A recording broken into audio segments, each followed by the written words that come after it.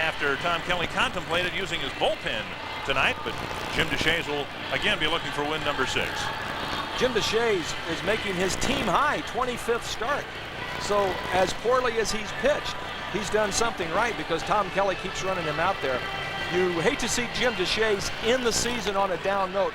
You hope that he can have the game of his life because when he goes out there, he pitches with a lot of heart, a lot of determination, and he's a proud pitcher.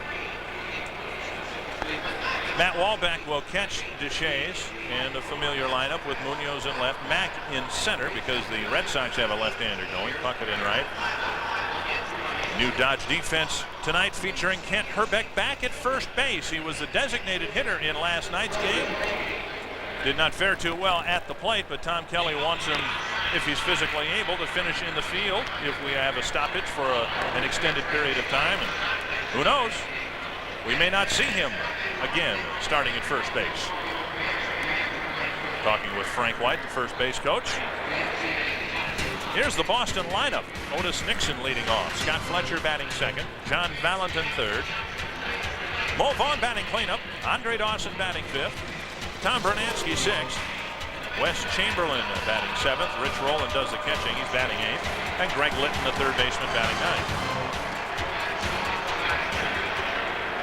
Jim Deshaies was with the Twins in 1993, traded to the San Francisco Giants, re-signed with the Twins as a free agent because last year at this time, even though he wasn't picking up wins, he was pitching very well. He was not given a great deal of run support, and that's one of the reasons the Giants were interested in him. But he needs to pitch much better tonight than he's pitched recently to interest a team in acquiring his services for next year. One of the things Jim Deshaies has been trying to do has been trying to alter his delivery or his pitches. Been trying to throw a little sinker, a slider, a changeup, a forkball. Sometimes you get so lost pitching that you don't have any idea what you're doing. It's best just to go back to basics. Throw the ball and let the chips fall where they may. Here's the Central standings. The Twins leading the Brewers by a half game starting play today. Passing Milwaukee in the standings. Chicago leading Cleveland by a game starting play today. Here's Otis Nixon.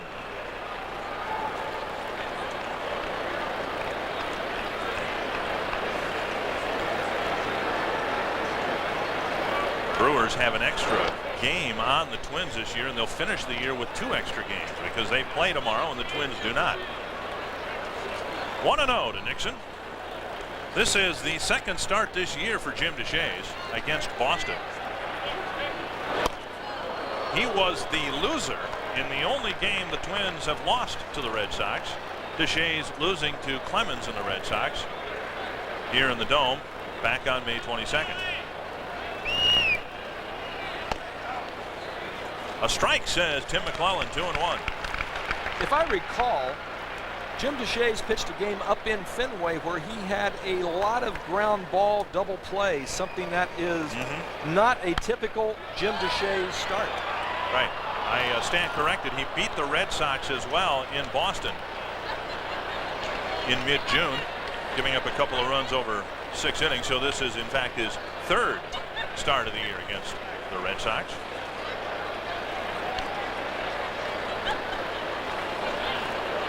2-2 to Nixon. Leas plays the second hop, and Hrbek came down with his foot on the bag for the first out.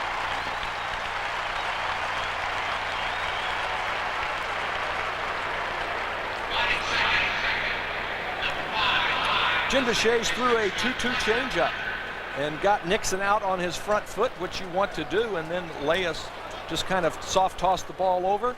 And it's a good thing that you had a 6'4" first baseman, because if you had Chip Hale or Rebele, that might have been a tough play.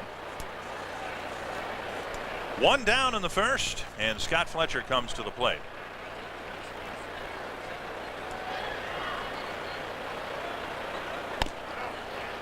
There's strike 1 to Fletcher. For what it's worth, and no one knows what's really going to happen if there's a work stoppage, how long it's going to last, but Kent Hrbek does not believe that this is his last game. He is firm in his belief that he'll be playing more baseball this year.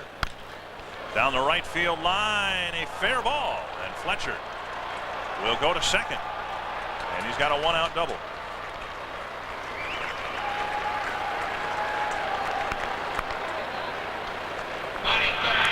Fletcher continues to hit the ball well against Minnesota. Jim Deshaies threw a changeup, and Scott Fletcher is supposed to pull that ball, but he went with it, and I don't know if he was going to guess or if he picked something up in Deshaies' motion, but he was out in front on his front foot, and you would think he would roll over and hit a nice little ground ball to third base or shortstop, but Fletcher, as he does against a lot of left-handers, hits the ball down the right field line. Fletcher now 2 for 3 lifetime against Jim Deshaies. Here's John Valentin.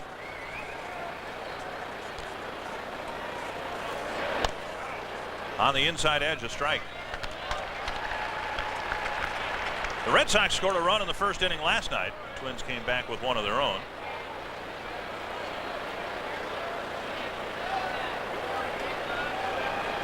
Valentin has really responded well to being shifted to the number 3 spot in the batting order.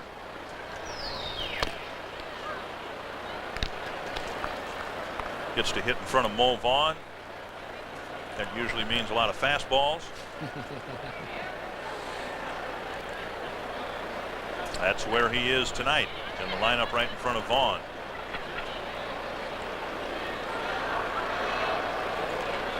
One and one to Valentin. 2-1. John Valentin has quite a bit of pop in his bat, and if you aren't careful, you've got to pitch him down and away and change speeds on him, because he can whistle that ball left center, right center, down the lines for a double or more.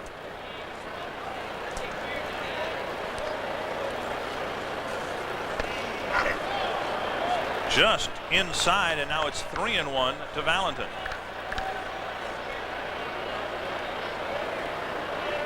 Valentin, of course, had an unassisted triple play 4 games ago. He had a 5-for-5 game with 5 RBIs. Been a big year for Valentin, and Deshaies walks him with 1 out in the first. We mentioned Tim McClellan behind the plate, calling balls and strikes. Dale Scott, Dave Phillips, and Rocky Rowe, first, second, and third.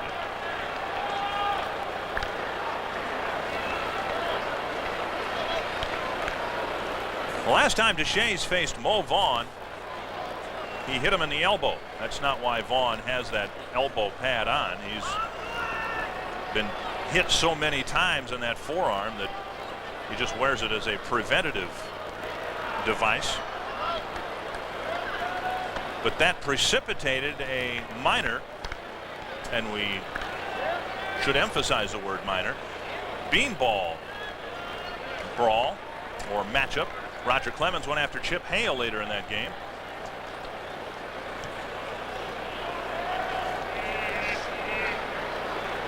One and 0 to Vaughn, who hits left-handers very, very well. Dick, he hits left-handers better than he hits right-handers. I mean, he hits both of them well, but he hits left-handers about 309 and right-handers right just above 300. That tells you one thing: he stays in on left-handers. Consequently, he's going to get hit on that front arm or the front side, because when you're diving in to protect against the breaking ball, you're going to get nipped with a fastball. There goes the runner to third. Wahlbeck's throw, not in time. Fletcher steals third, with Valentin staying put at first.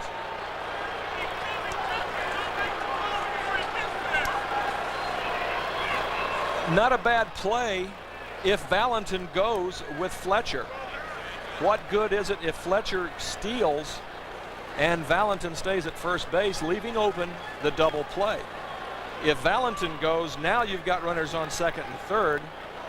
You may lose Vaughn, where the pitcher may pitch him a little extra careful, but with Valentin staying at first base, that was not a good play. Good on Fletcher, bad on Valentin.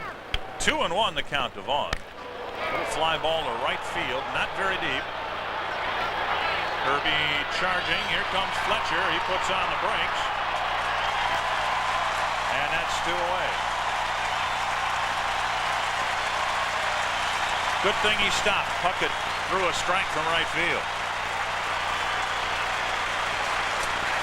Scott Fletcher has seen too much of Kirby Puckett's arm over the years with the Rangers and the White Sox and other teams, especially on the carpet. You don't want to challenge Kirby from about 250 feet.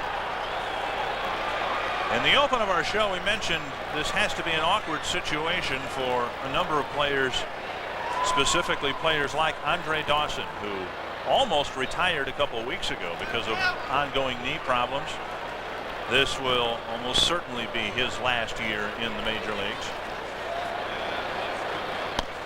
And for the players who don't know if they're going to play in 1995, this really is an awkward, uncomfortable situation to be in.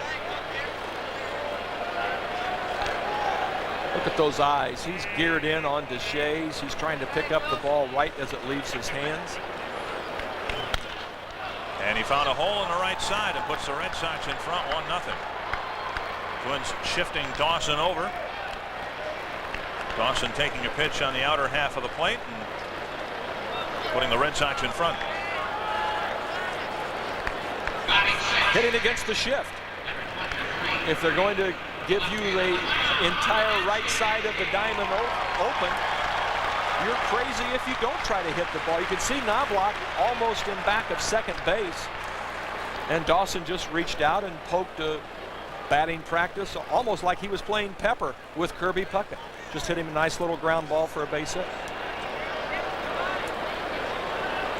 Tom Bernansky hit his 10th home run of the year in the 9th inning last night to send the game into extra innings. All 10 of them have come with the Red Sox. He only had 16 at-bats with Milwaukee through the first 2 months of the year. Milwaukee threw him in the garbage can and wouldn't take the lid off. Yeah. Gee whiz, a player that has his kind of pop, you got to find some playing time now and then. 1-1. Bernansky left the Red Sox to sign a 2-year deal with Milwaukee. He suffered through a season of back problems in 1993, and the Brewers gave him a buyout option for his 94 half of the contract. He didn't want it, ended up starting the year with him. Had a pretty good spring training, but then didn't play much the first 2 months. Was traded back to Boston for Dave Valley, whom the Red Sox signed as a free agent during the offseason.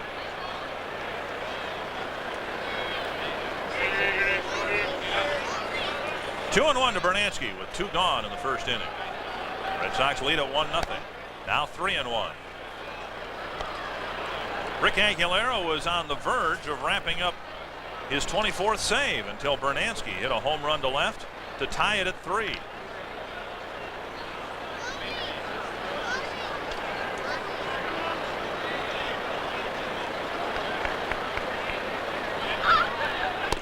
And Bernansky walks.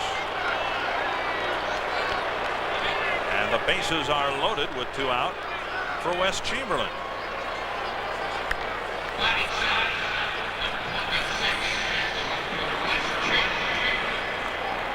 Chamberlain will come to the plate with a chance to put up a big number for the Red Sox. Wes Chamberlain hits left-handers very well. Although he's only hitting 250, somebody's getting him out, and it's not left-handers. Ball 1 as Deshays is struggling here in the first inning. You're watching MSC, your Twins connection. Dick Bramer and Tommy John with you from the Metrodome. The last game of the homestand.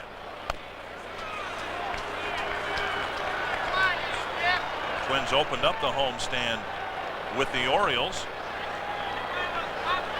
losing 2 of 3, then splitting with the Yankees. Now they're trying to sweep the Red Sox.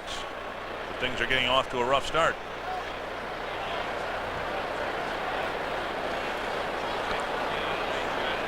Rick Stelmazik heading down to the bullpen, and here in the first inning, Kevin Campbell will start to loosen up.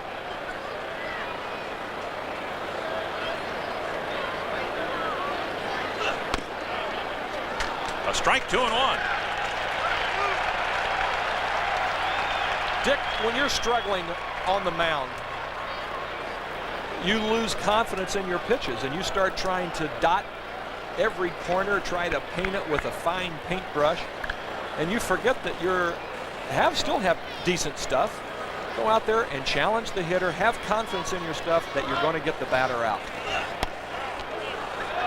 A letter high strike, or a belt high strike anyway. It's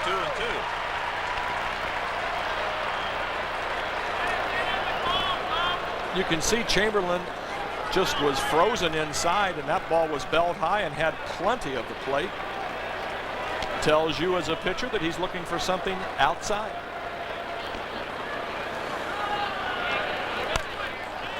Breaking pitch fouled away. It has to do something to your concentration when you come into the clubhouse ready to make a start, and you get there and all the players are emptying their lockers, packing boxes. That'd be enough to shift your focus a little bit from going out there in the first inning and taking control of the game right away. 2-2 to Chamberlain. Another foul.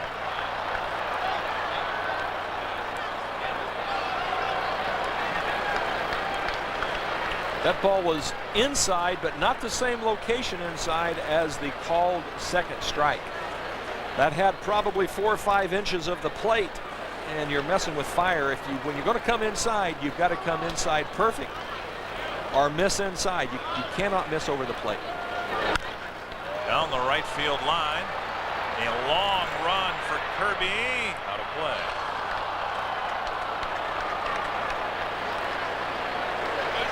So the count remains 2-2.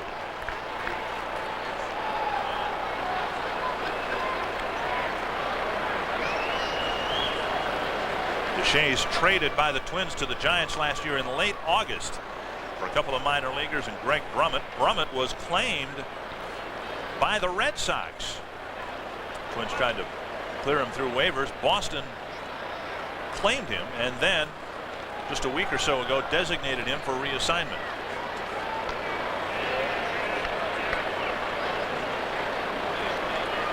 Again, the 2-2 pitch to Chamberlain.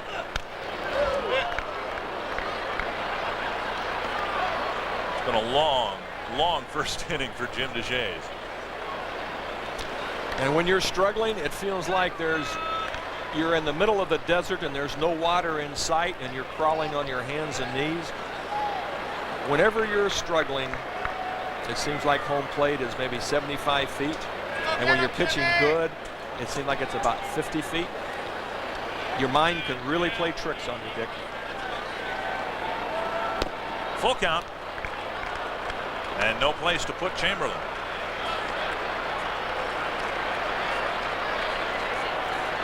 .32 pitches already here in the first inning for Jim DeShays.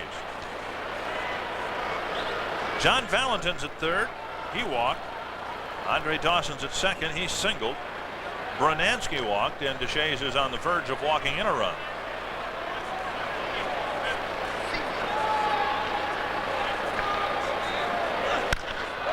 Drilled to center. Mack going back. He's got room on the track. The damage kept to a minimum as DeShays gives one up in the first.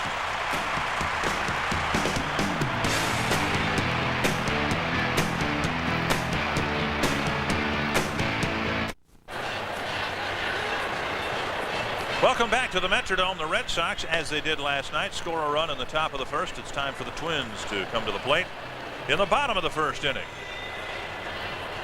I can't think of anyone I would have rather have seen at the ballpark tonight than John Gordon. John, welcome back to the Metrodome. Thank you, Richard. Good to be here. Thomas, John, nice to see you guys. Good to see you, yeah, buddy. boy, it's just great to be back. To hear the crack of the bat and to see it, you know, to be a part of it is really great. And I just want to thank everybody for all their thoughts and prayers during the time when I was out. And I'm getting better. I'm progressing. And before too much longer, I think I'm going to be able to get back to the booth and the microphone. Back surgery a couple weeks ago for John. We're glad everything is working out okay. The lighting in here isn't very good. Take our word for us, folks. He looks great. And I feel much better. I'm actually, and Tommy, I know you can relate to this certainly as well as anyone, how lethargic you get after surgery. Yeah. It's just amazing. It's the anesthetic. It is. It is. It takes a while to get the anesthetic out of your system. Yeah. I was on morphine for 14 straight days, and believe you me, I am feeling it still, and it just takes so much time to get it back. But I'm a go-go guy, and hopefully before too much long, I'll get it going, so I'll be all set. But great to see you guys, and thanks for asking me to be a part of the telecast tonight. I really So does that mean you're leaving? Sure. I can't contribute anything more than you guys can do, so go ahead and take it back. All right? Great to see you again, John. Thanks again. Chuck Knobloch leads it off against Chris Nabholz. Here's the Twins Tires Plus lineup. Knobloch followed by Leas, then Kirby Puckett, Shane Mack, Dave Winfield in the DH spot, Kent Hrbek batting sixth. And Knobloch drills it down the line, foul. Making a bid for that 46th double of the year. Pedro Munoz in left, Matt Wallback catching, and Pat Mears the shortstop. Red Sox had a lot of pitchers apparently get old in a hurry. They needed a left-hander, and they got one in Chris Nabholz in the Jeff Russell trade. Well, Chris Nabholz, like Jim Deshaies, has struggled. Only 11 games started, but look at that ERA, 7.44. 15 more hits than innings pitched. That's not like Chris Nabholz. Nabholz, at least a hit per inning or slightly less. He doesn't walk very many people, but he doesn't strike anybody out. And when you don't strike anybody out, well, I tell you, you're in trouble. Believe me, take it from somebody that didn't strike anybody out. 3-1 to Knobloch.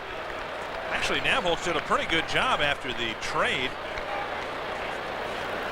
He won a couple of starts back-to-back and went 8 innings in each start, but lately he has had control problems.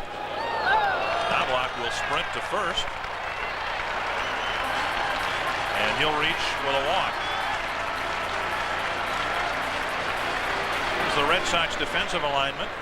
Rich Rowland does the catching. Mo Vaughn, Scott Fletcher, John Valentin in the infield, and Greg Litton gets to play some third base because Scott Cooper is on the disabled list.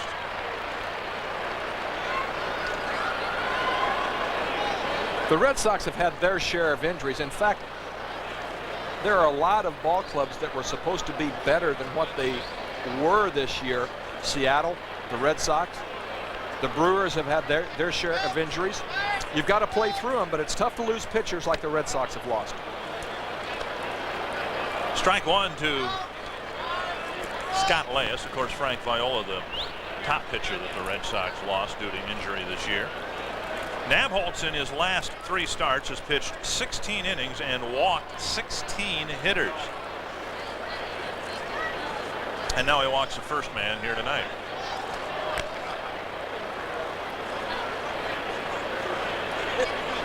Dick, I've got to believe when a pitcher gets control problems like that, guy with the Yankees, Sam Militello, they've released. 1-1. Steve Blass comes to mind. When you can throw strikes and then all of a sudden you lose the ability to throw strikes, it's mental. It's not physical because you've done it all your life. Something in your mind, and that's where maybe a sports psychologist or somebody that you can get to and just talk it out and get that mental block out of the way. 2-1 to Leas. Well, the Twins had a prospect a couple of years ago, Steve Gasser, and he had problems throwing strikes and ended up out of baseball. Mr. Sid Hartman brought Steve Gasser down to me in Florida and asked if I saw the guy pitch, and I said, what's wrong with him? Knobloch is picked off first. And he's tagged out without a slide, 1 away.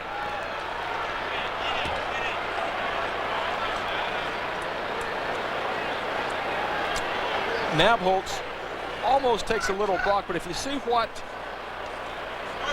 Mo Vaughn did when he saw Knobloch break, he ran inside. The reason he ran inside to get a better angle to throw the ball to second base. Knobloch picked off, but Nabholz apparently has injured himself. He was pawing around in the dirt during Knobloch's at bat, unsettled about something, and he motioned toward his right leg, and I'm just guessing that he may have a leg problem, whether it's a sprained ankle or a knee.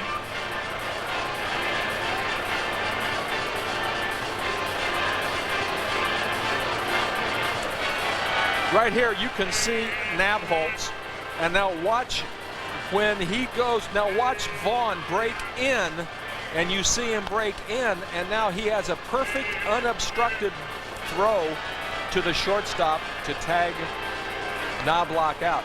That's what you're taught to do as a first baseman. A lot of first basemen don't. As a result, they have to throw the ball over, around, through the runner, and sometimes they get bonked on the head. 2-1 the count to Leas. Nabholz will try to finish this at bat.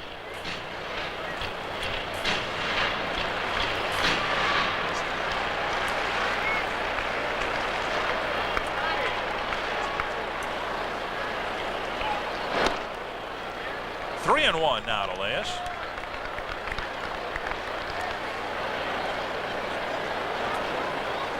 There's a 35 on Mo Vaughn's hat. I said, Mo, what's the 35 for?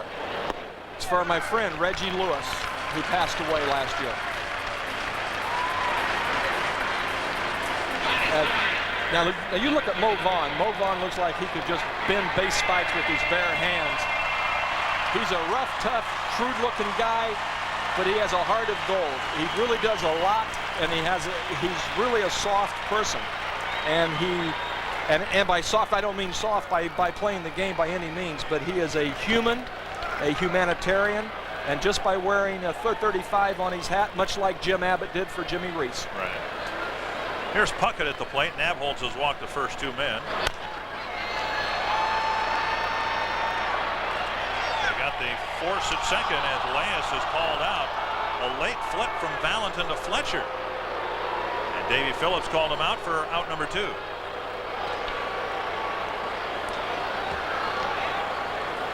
I don't know if Davey really saw that or what. But now watch Davey moving, running backwards. And yes, he was out. Davey, I take back all those things I said about you, buddy. You know, those guys make what, 98% right calls? Right. And they don't have the ability to get a second or third look like we do. And there, I tell you, as a player, you say, oh, he missed the call. But then when you look at it, you say, daggone, it was right. Davey Phillips will probably be affected by the baseball strike, if there is one, and if it's a long one, less than some of the other umpires. Just go to his winter responsibilities. He was a basketball official during the offseason, or director of officials, and I'm not sure which conference he works for. Missouri Valley. Used to be the Missouri Valley. I think he switched a couple years ago. He told me, he said, Tommy, if you want to get your license, he said, I'll give you all the games you can handle. Whistle tootin' Tommy. High to Shane Mack, and it's 3-0. Well, Nabholz has walked Knobloch and Leas. He's fallen behind Mack 3-0, and Puckett went after the first pitch and bounced out.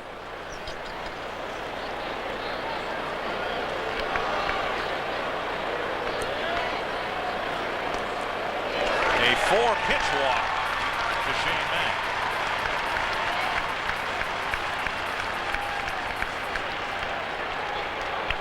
That'll get Dave Winfield to the plate.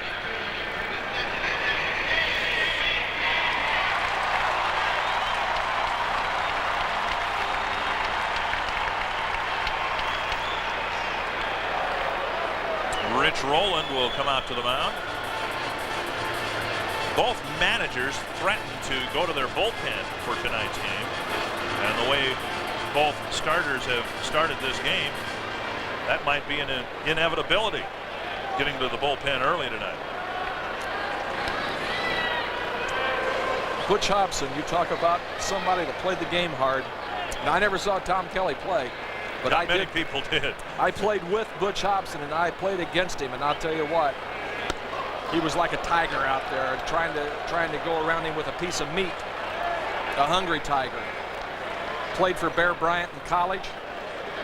Kind of tells you a little something the way he played football and the way that he played baseball. Hobson on the hot seat and has been all year long for the Red Sox.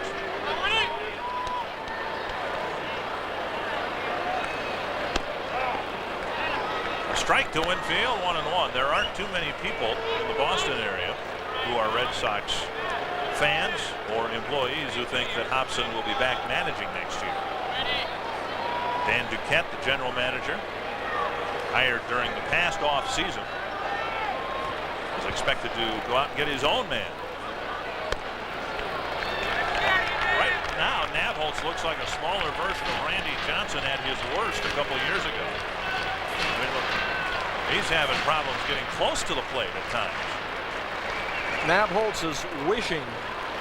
Instead of pitching, he's wishing, and that is you throw the ball and you hope and you wishing that it goes over the plate. He has very little confidence, and like I said with Jim Deshaies, when you struggle, the confidence goes so fast, and you couldn't throw a strike if home plate was 4 times that wide, and you had Gorilla Monsoon up there.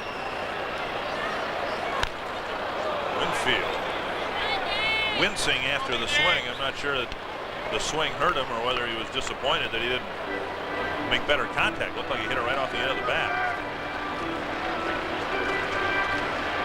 2-2 to Winfield with 2 aboard and 2 out. Twins are trailing 1-0.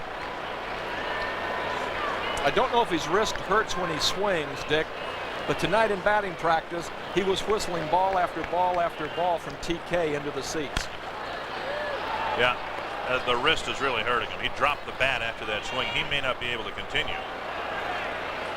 That's 2 swings in a row that have really pinched Dave Winfield.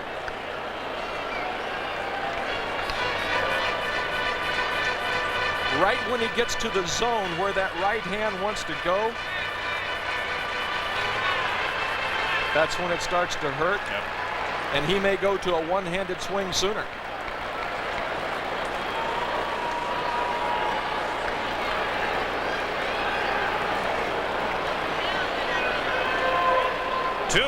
Two to Winfield.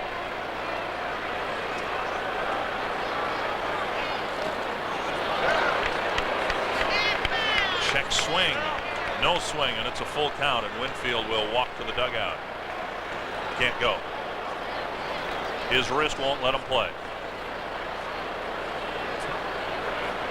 A check swing, and Winfield slams his helmet down.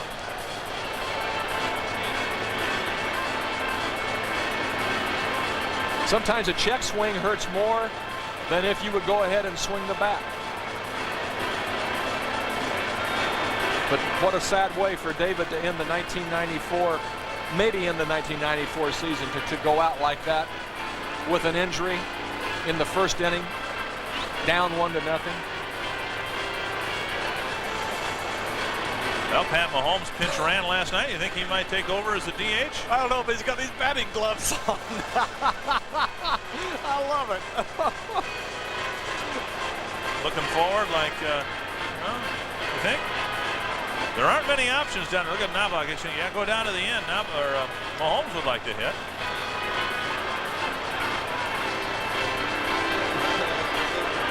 Jeff Reveille will be the designated hitter. And he'll come in here in the first inning, inheriting a 3-2 count.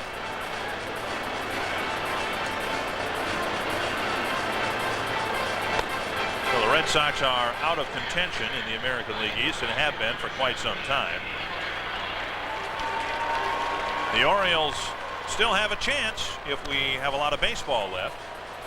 About 50 games left.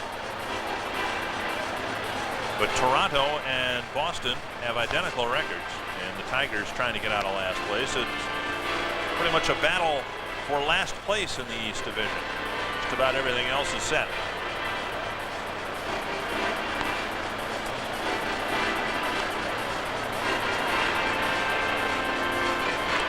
A unfortunate way for, as you said, Winfield to finish this ball game and perhaps the season, and in a larger sense, perhaps his career. Rebele with 23 runs batted in.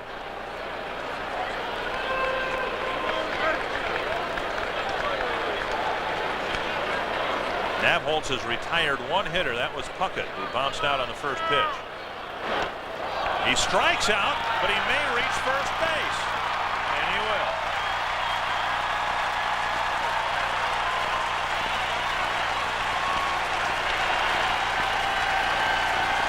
What an odd first inning, and here comes Hrbek with the bases loaded.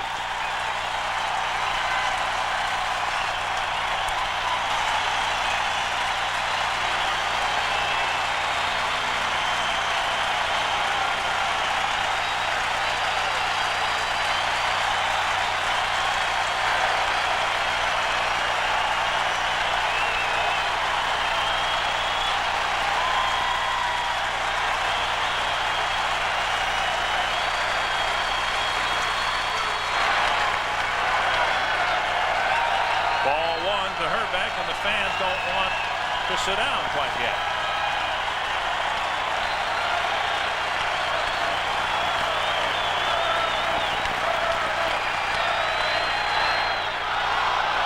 He gets hit, and the Twins get a run.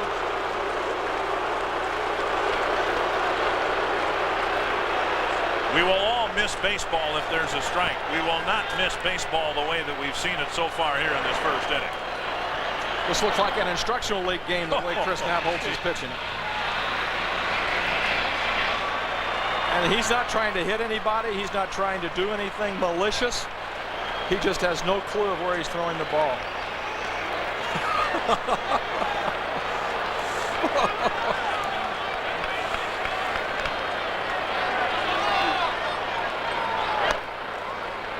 Ball one to Pedro Munoz. The game is tied at 1.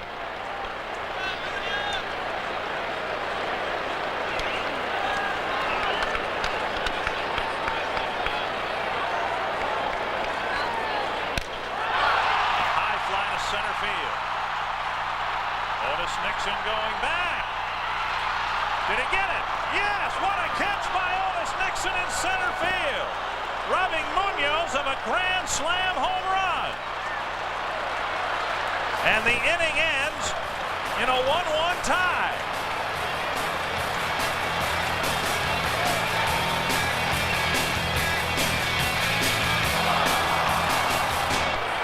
If you just joined us, you missed a 40-minute first inning that saw the Twins score a run without a hit, and the Red Sox leave the bases full. Only one run apiece, and we'll give you the phone numbers. 33 Twins, 1-800-33-TWINS. If you'd like to call the operators, they'd love to hear from you and check about any of the dates on the schedule, and if there's baseball, we'd love to see you here at the Metrodome. The Red Sox getting a run on a couple of hits. The Twins getting a run on no hits. And Otis Nixon made a great grab to close out the bottom of the first. It'll be Rich Rowland, Greg Litton, and Otis Nixon in the second inning.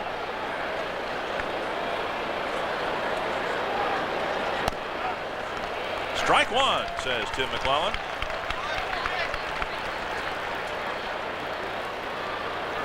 While the Twins have their off day tomorrow. That's a blast to right field. Puckett looks up and watches it go. Rowland hits a home run. And it's 2-1 Boston. And for Jim Deshaies, he now has given up 30 home runs. That was a little curveball, Dick.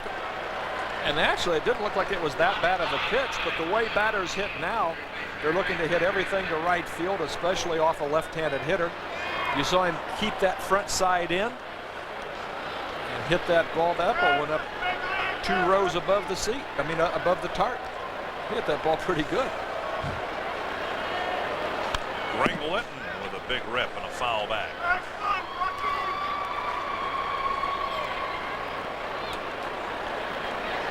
What does Deshaies' home run total project if the season went the entire distance?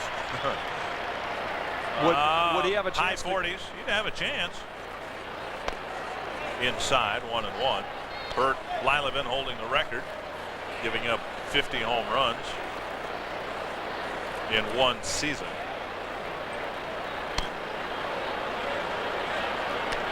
Deshaies has now given up 30 home runs. Sid Fernandez for the Orioles has given up 27. He's been a disappointment this year. Mike Moore's pitched pretty well as of late for the Tigers.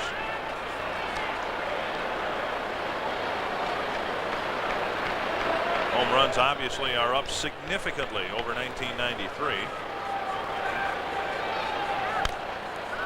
Foul back.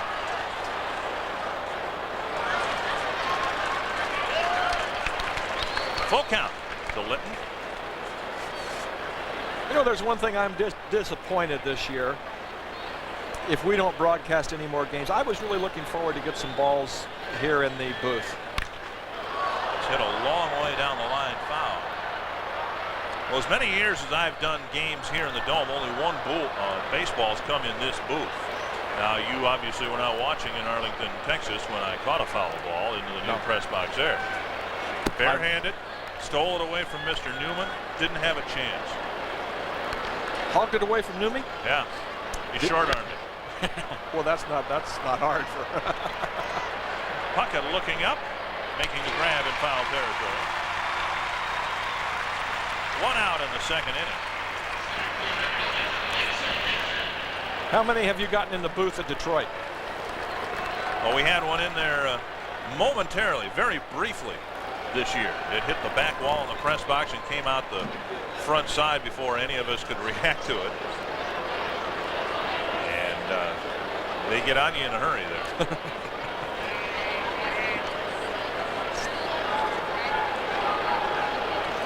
One down to Litton, to the Red Sox, with Nixon taking a bunt and fouling it back. We're told that Dave Winfield left the game not with a wrist problem but with a pulled side muscle.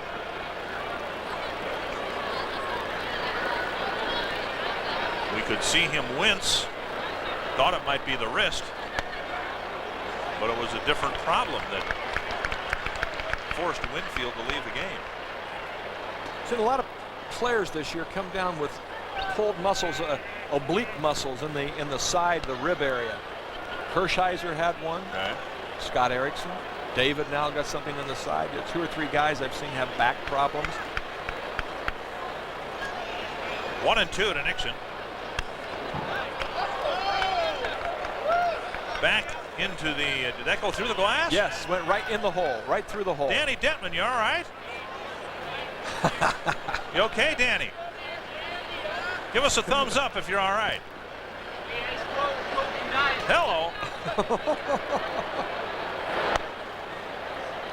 Keep your 3D glasses on. Yeah.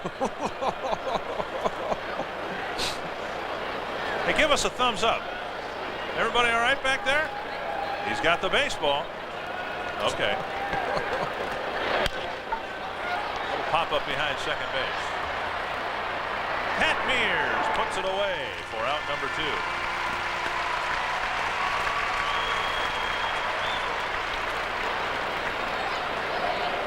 You mentioned Dan Detman's name, and if this is our last telecast for a while, Tommy, I know you'll echo my sentiments. We have got an outstanding crew here on MSC through Dome Vision Productions, and a lot of very good people are going to be affected by the work stoppage, and we don't feel good about that at all.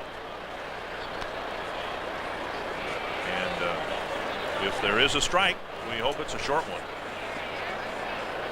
As happens many times in strike situations, a lot of innocent people get hurt, and if you yeah.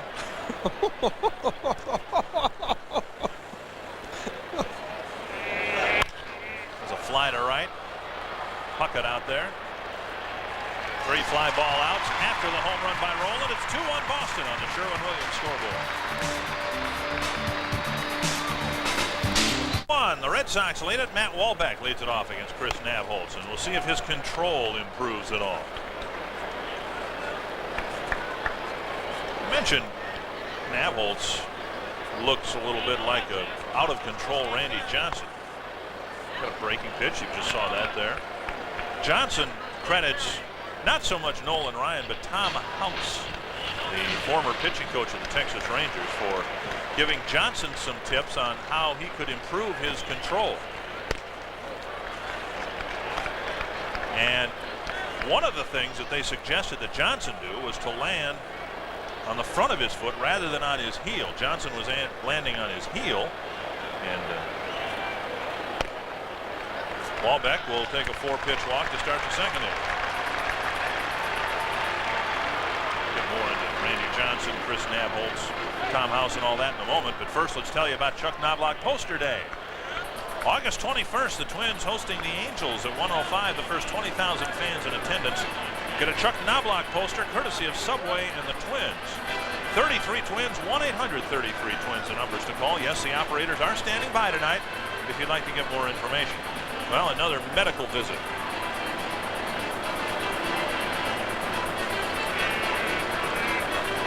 Mike Rourke, the pitching coach, just now coming to the mound. Mike Rourke looks a little bit like Alan Alda, and that looks like a mash unit out there. Apparently Nabholz has something wrong with his hamstring.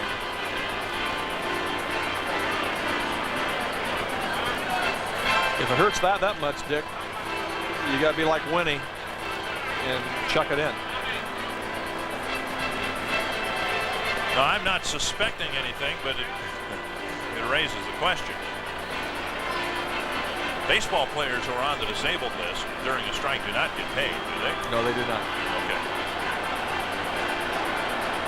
Well, Scott Bankhead doesn't need to warm up on the bullpen mound. He's going to come to the regular mound, and he'll have as much time as he thinks necessary, as Chris Nabholz cannot continue because of a physical problem of some sort. With the Red Sox in front 2-1, we'll return to the Metrodome in a moment.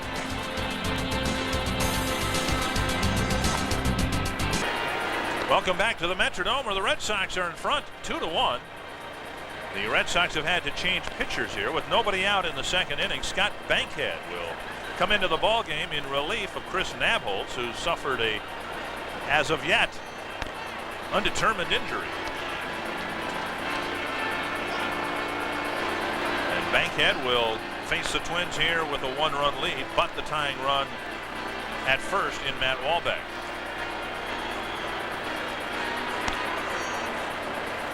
And the players and the owners met today for over 3 hours. Donald Fear walked out of the meeting saying it was a waste of time. That's hardly a good sign, is it? Well, if baseball ends tomorrow at midnight, as most people anticipate it will, for however long it may be, some very good years may not be completed, including Paul O'Neill's chase for a batting championship. I guess it'd still be a batting championship if we did not have a full season, but Albert Bell chasing him. And Frank Thomas has a chance to be the first American leaguer, first player in either league, to win the Triple Crown. Now, people say 1967, but loyal Twins fans will tell you that Carl Yastrzemski's Triple Crown year of 1967 was not a true Triple Crown season, because Harmon Killebrew and Carl Yastrzemski shared the home run championship in '67. Speaking of home runs, Thomas just 1 behind Ken Griffey Jr., Albert Bell 3 behind. So the last true Triple Crown winner in baseball was Frank Robinson in 1966. I mean, a Triple Crown means a championship in the 3 categories, right? Batting average, home run, RBI. Well, if you have a co-championship in the record books, in my book, there should be an asterisk by that Triple Crown. Well, I agree with you.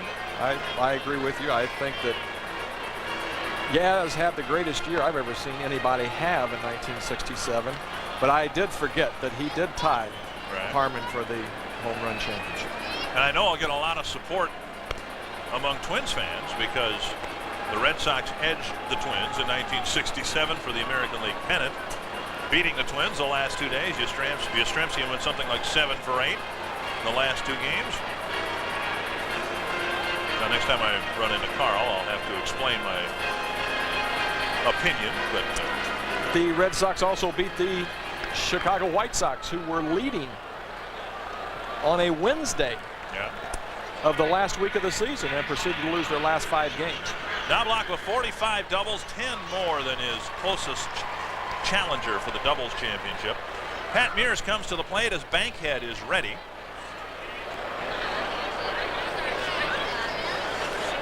Twins trying to tie it up here in the bottom of the 2nd inning. Drive to center. Nixon will have to retreat here as well.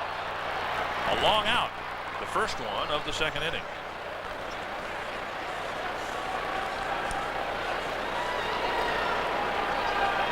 That'll get Knobloch to the plate.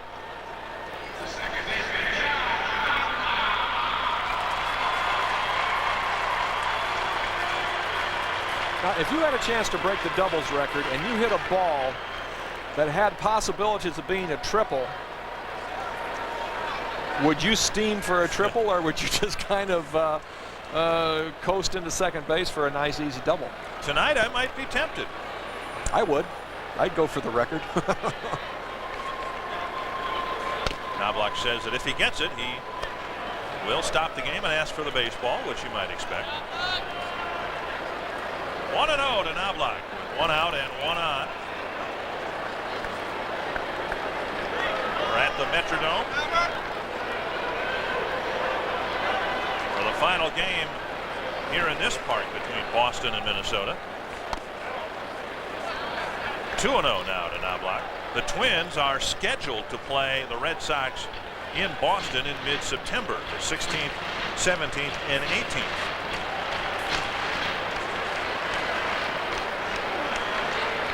The Twins have dominated the Red Sox so far, winning 7 of the 8 games.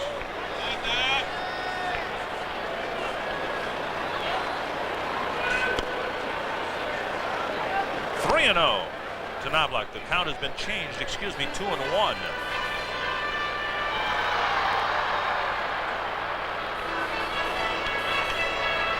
Tim McClellan has another one of those very slow, deliberate strike signs. He calls it verbally. We can't hear that, and then he gives you a very late call with his hand.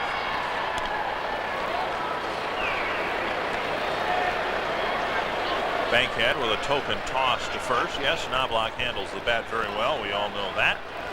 Might be a situation where the Twins would hit and run here. Bankhead around the plate a lot more than his predecessor here tonight. Makes a hit and run a little bit more likely. Hrbek stays put, and the pitch hammered foul.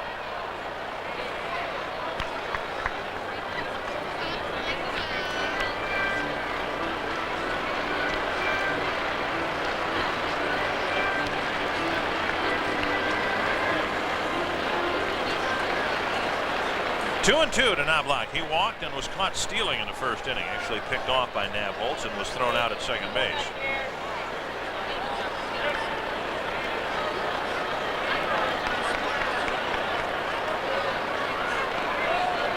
Knobloch will try to advance, and he will. A wild pitch to Bankhead.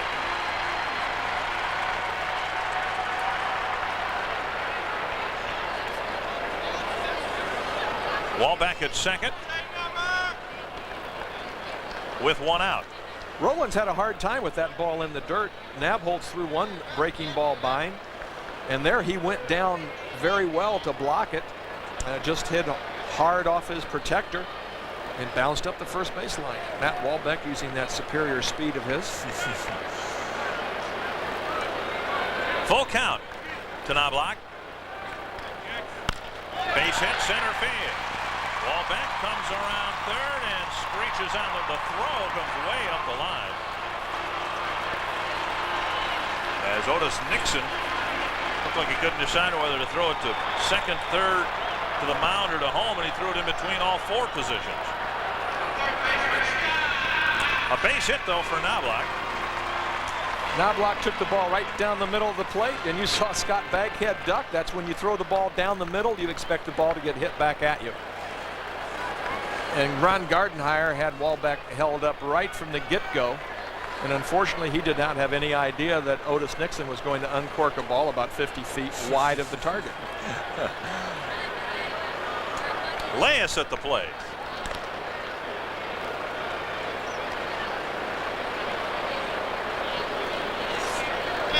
Only 3 Twins hitters have been retired yet, or so far in the game. Knobloch was thrown out on the bases.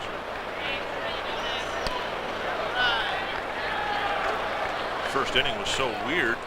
Reveille swung through strike 3 and reached first anyway on a wild pitch.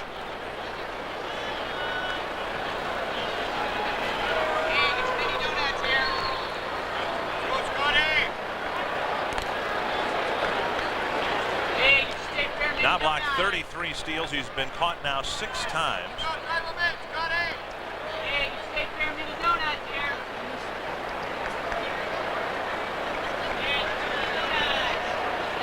There he goes. And a stolen base as the pitch is in the dirt, and the Twins have 2 runners in scoring position.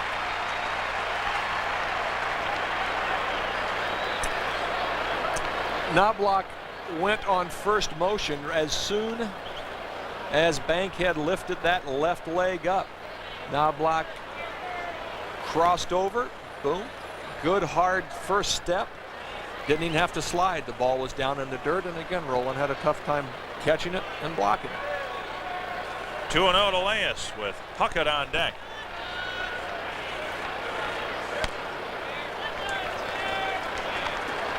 Three and 0.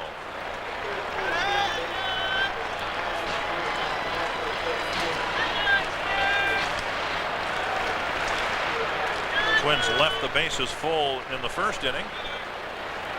Bankhead about to fill them here in the second. And he did.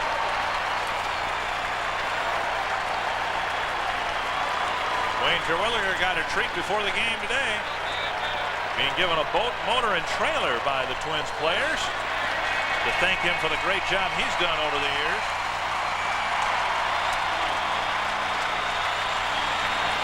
He's been a busy man tonight. The bases are loaded for Puckett. He leads the league with 105 runs batted in. Second in the major leagues, of course, to Jeff Bagwell.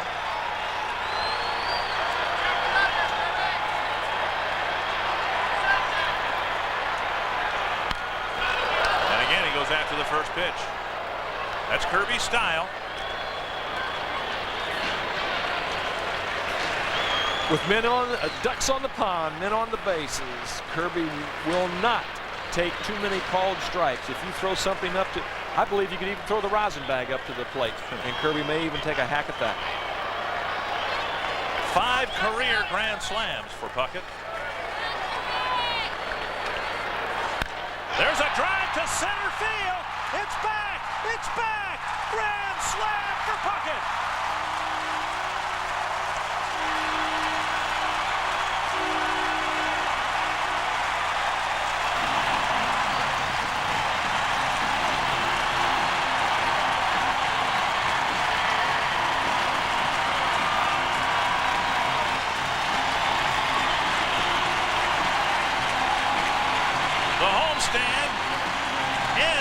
Tonight, the season may be suspended for a while, but that's the guy that will bring them back to the ballpark when we return to a normal schedule.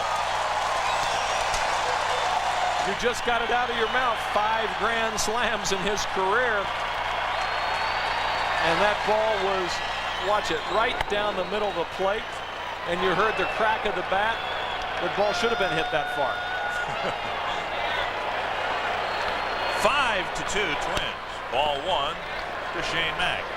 I'm surprised, really, that Kirby does not have more grand slams, because certainly he gets the chance with, you know, the Twins have a pretty good offensive team year in and year out, and he's going to have a chance with the bases loaded.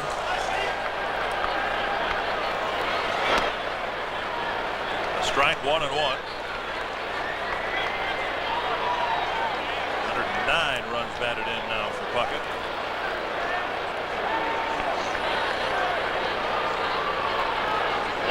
'83 lifetime home runs for Kirby. A little pop foul that might be playable for Vaughn. 2 away.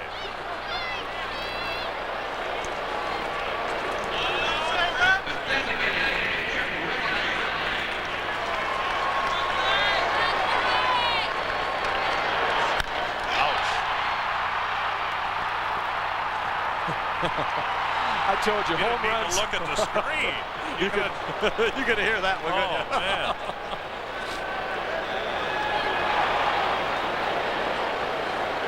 A 5-2 Twins lead. Here is Jeff Rebele.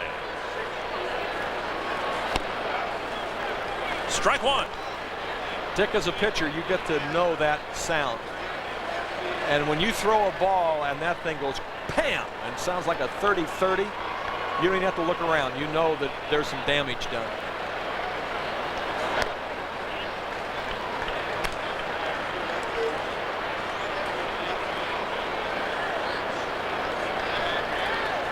Word now is Chris Nabholz left the game with a strained right hamstring.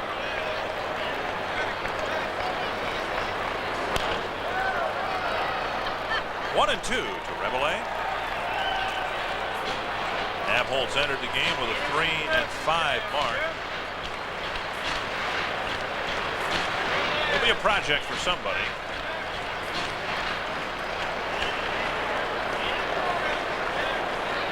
Throw the ball hard, struggled with his control tonight, and has over his last 4 starts. Started with the Expos.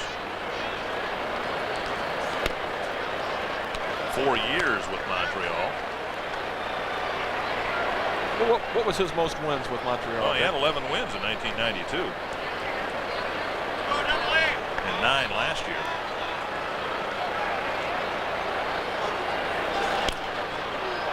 Chopper to short. Valentin to Vaughn. And the Twins are done, but Puckett's grand slam puts them up by 3.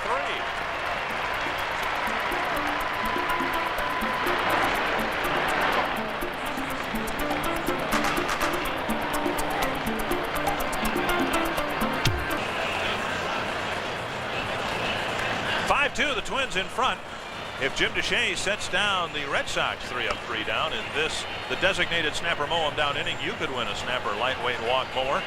Register to win at your local participating snapper dealership. Tonight's contestant, Rob Barson, who's registered at Fleet and Farm Supply in beautiful St. James, Minnesota. John Valentin leads it off for the Red Sox in the 3rd inning. Jim Deshaies has been given 3 runs to work with. And the first pitch hooked into the corner, foul.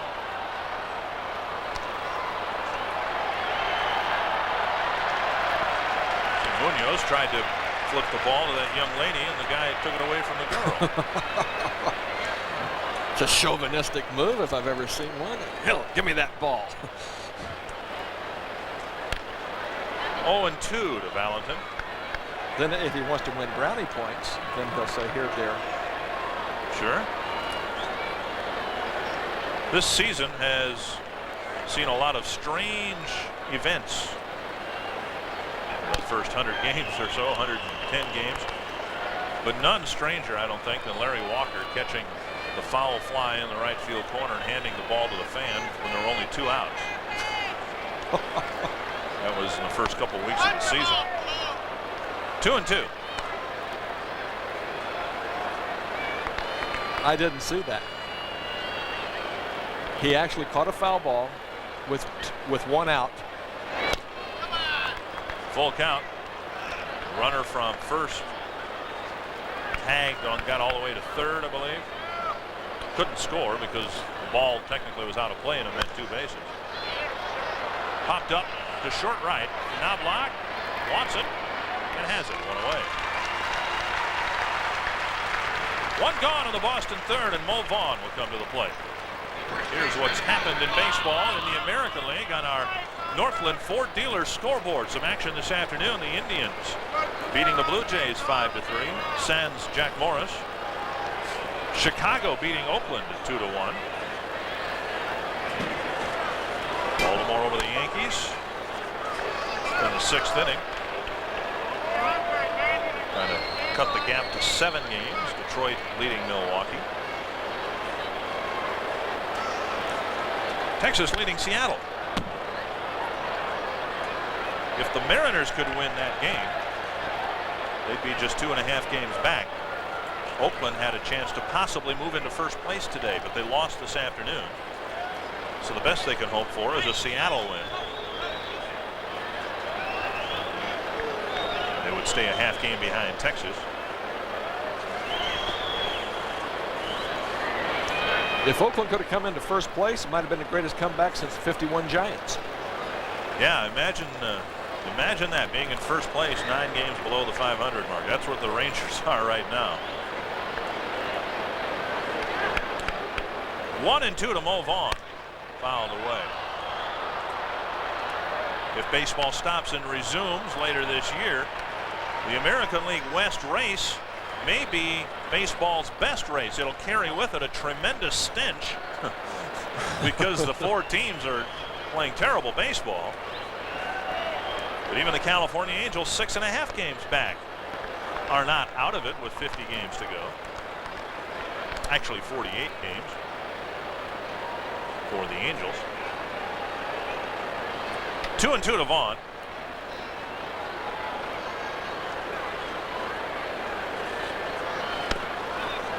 Full count. Let's put it this way. It might not be the best race in baseball. It will be the most closely contested race in baseball, along with the American League Central. It's like running an automobile race at 228 miles an hour or 58 miles an hour, as long as there's competition for the top spot. Full count to Vaughn.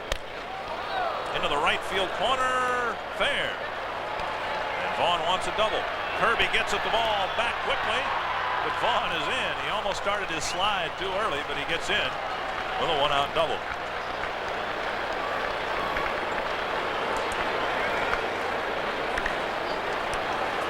Mo Vaughn worked the count to 3-2 and then got a high hanging breaking ball. Like we said earlier, he hits left-handers better than he does right-handers because he stays in there longer and keeps that front side in. Look at Big Mo go in there. All right. Out in Pasadena, there was a reading on the Richter scale. Yeah. Andre Dawson with a wave and a miss. Strike 1.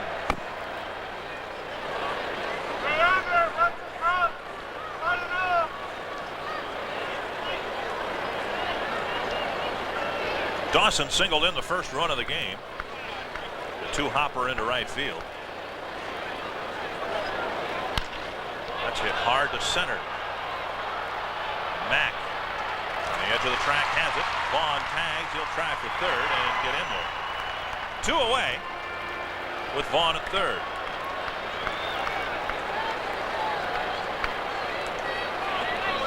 And Tom Bernansky will come to the plate.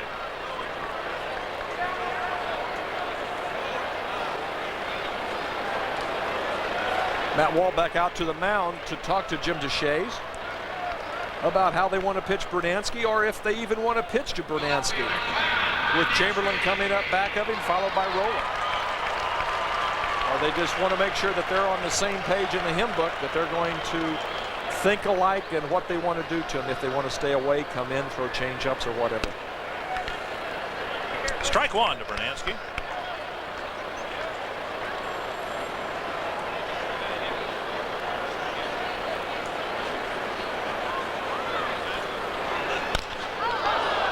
Hit, scoring a run, and it's 5-3.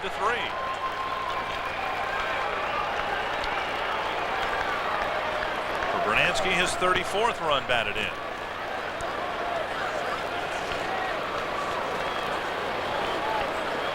Tom Bernansky hits left-handers right back up the middle. We were laughing into batting cage during their batting practice.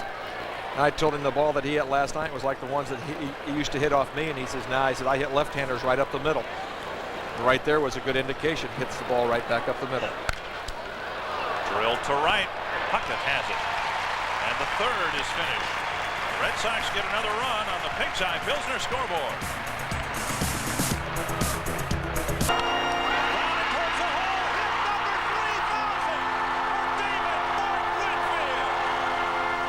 Pursuing Kirby's 5th try at career hit number 2000. And there it is.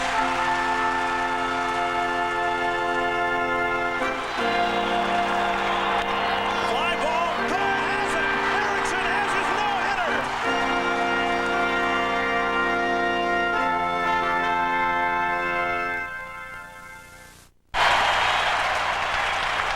Kent Hrbek getting another standing ovation as he leads off the bottom of the 3rd inning.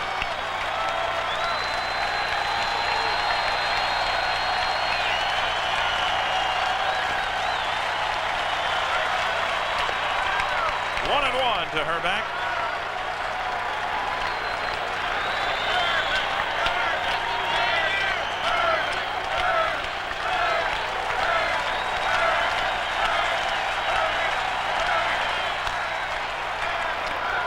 Foul to Wayne Terwilliger, and it's 1-2.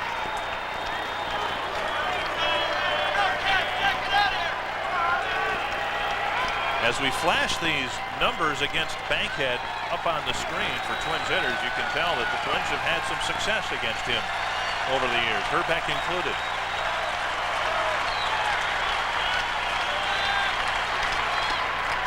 Two and two.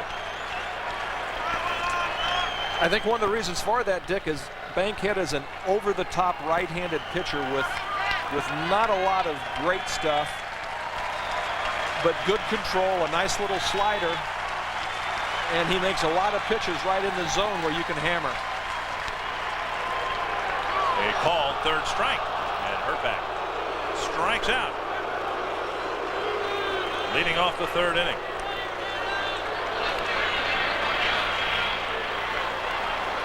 Nice job of pitching right there. You can see that ball starts right on the inside, tails back over the inside corner. That's a good pitch. Perfect pitch. Caught the half the ball was on the corner. Good pitch. In tonight's game, Puckett has a grand slam. Munoz nearly hit one in the 1st inning. He hit it far enough, but Otis Nixon got back to the wall, reached up and snared it just before it disappeared over the wall in center field.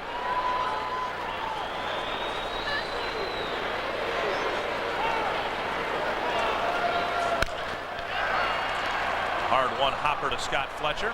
2 down. Time now to update you on the National League side of the scoreboard. Cubs losing this afternoon. Willie Banks started that game for the Cubs and took the loss. Cincinnati over Los Angeles. And the rest of the scores. Banks has had some good starts for the Cubs this year. Flirted with a couple no-hitters. This one driven to center, but Otis Nixon has it. The Twins are done. Willie Banks now 8-12 on the year. 3 up and 3 down for the Twins in the 3rd.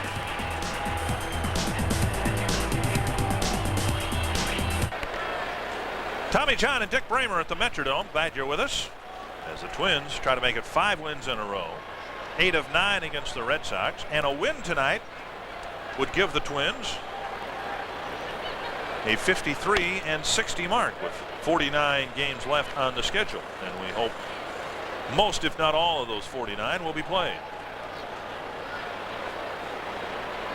Now let me ask you a little hypothetical. If the strike does happen, all right, and they do walk for, let's say, a week, okay, they come back, have a couple days to loosen up and get their batting eyes back, etc. Would they scrub those games, or would they try to make them up at the end of the season and push these playoffs and series back?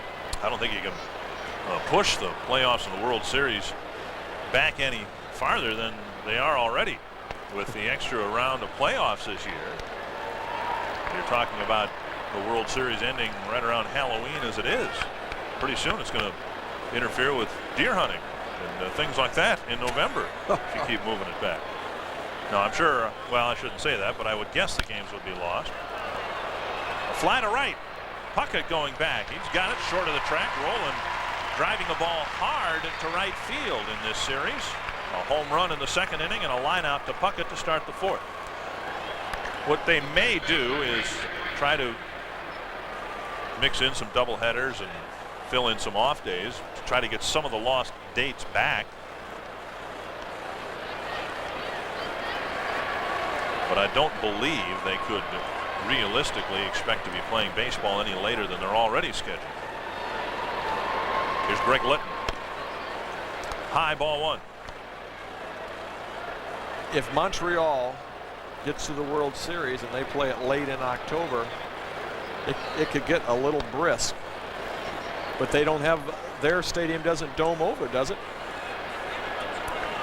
Montreal's doesn't, because it broke and they can't get it. So it's open. 2-1 to Litton. But how'd you like to be in Cleveland in late October, or Chicago?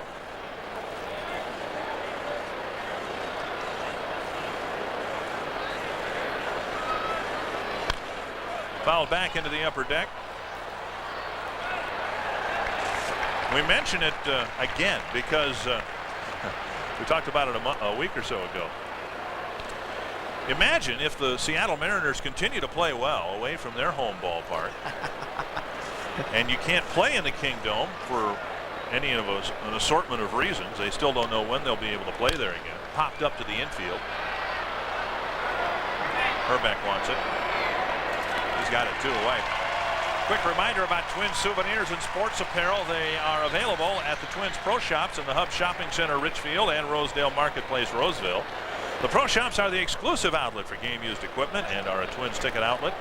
For a free brochure, call the charge lines tonight. They'll send one out to you.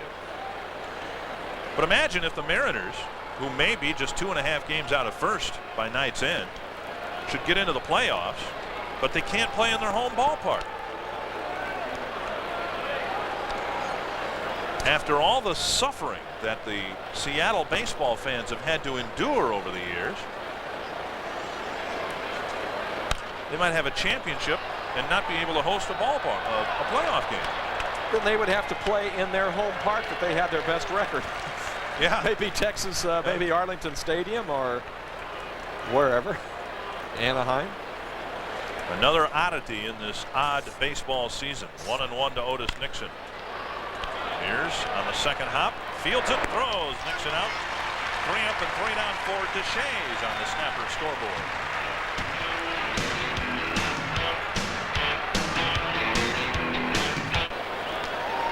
Kirby Puckett's 6th career grand slam has put the Twins in front 5-3. Pat Mears, Chuck Knobloch, and Scott Leyes will hit against Scott Bankhead here in the Twins' 4th. First pitch chopped to short. Valentin to Vaughn. Going away. After the grand slam, Bankhead now has set down 6 in a row. MSC's This Day in Baseball is brought to you by Champion Auto Stores and Crown Auto Service Centers. It was 23 years ago today that Harmon hit not just his 500th, but his 501st home run as well at Met Stadium. Somewhere at home, I have a coffee mug, a commemorative coffee mug of Harmon's 500th home run, which they gave out before he actually hit his 500th home run. Harmon had a dickens of a time getting his 500th. It took him a long while. They had Harmon Killebrew 500th home run coffee mug night at Met Stadium, and he hadn't hit his 500th yet. So they passed him out. And then a few days later, Harmon hit his 500th. That's a fair ball. It'll be a tough play for Litton. And it goes past Vaughn. Knobloch will hold up at first. A single for Knobloch, his 2nd of the game.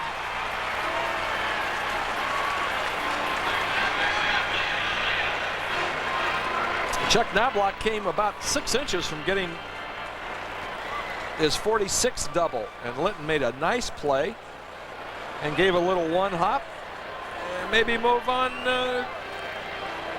I think Kent Hrbek might have had that. Mo Vaughn didn't. But Chuck Knobloch got a base hit in the play.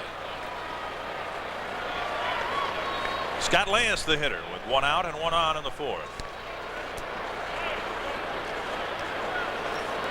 Did you give up any memorable, I mean, I know you must have, memorable home runs, but milestone home runs? Nobody got you for like a 400th or? No, I threw the first home run out of Anaheim Stadium. Knobloch steals his second base tonight. A career high 35 stolen bases this year for Chuck Knobloch. I threw the first home run out of Angel Stadium, and I wish I could run like Chuck Knobloch. What a good jump he gets. That shows you right there. Watch the crossover step. He was actually had a little bounce and a little movement. When a good base runner gets a little movement like that, virtually impossible to throw him out.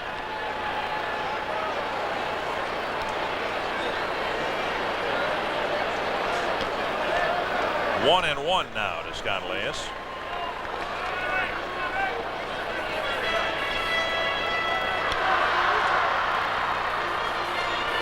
Chris Howard warming up in the Boston bullpen.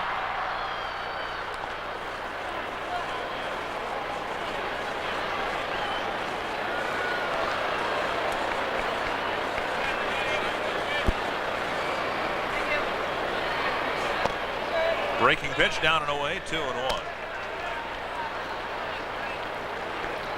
Mentioned that a few days ago the approach Tom Kelly and the Twins were going to take is the same approach the Red Sox were expected to take. They were going to pitch their bullpen in tonight's game. It's a little bit different situation though for the Red Sox because they have to play tomorrow night in Baltimore. So regardless of what happens in any future negotiations, this will not be their last game. It may be the last Twins game for a while, but the Red Sox are leaving after the game tonight to head to Baltimore.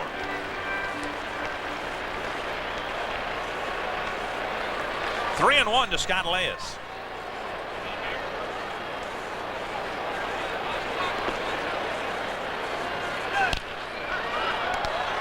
Tough hop for Litton, but he gets it, and Knobloch alertly moves up a base after he throws to Vaughn.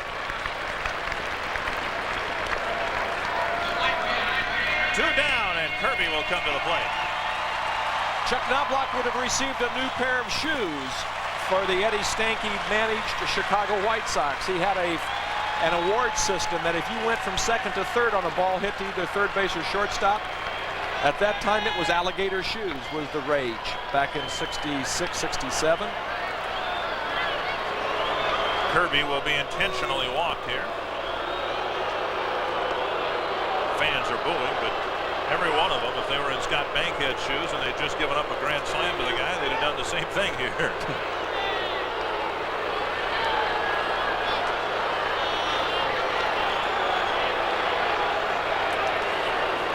For Puckett, it's the 6th time this year he's been intentionally walked.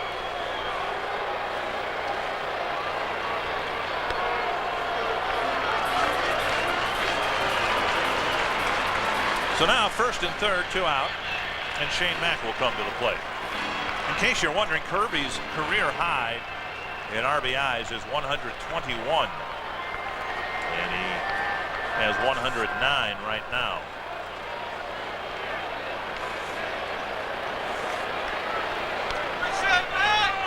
He has a chance, if there's significant baseball left after tonight for the Twins. Mack fouls it back. Kirby has a chance to drive in his 1,000th run this year. He needs 126 to do it. Remember last year, Kent Hrbek drove in his 1,000th run, and Kirby has a chance to do it later this year.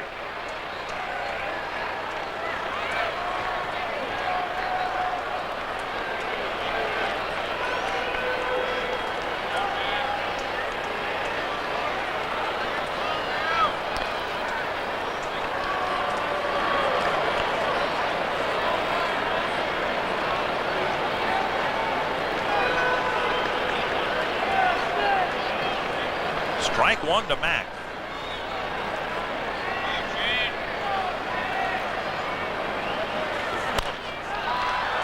outside and foul. Here's a note from Houston. Jeff Bagwell left the game in the 5th inning with an injury to his left hand. He sustained the injury when he was hit by a pitch in the 3rd inning. He was taken to a hospital for x-rays. Terrible blow potentially for the Astros and for Bagwell, who came into the game with 116 runs batted in.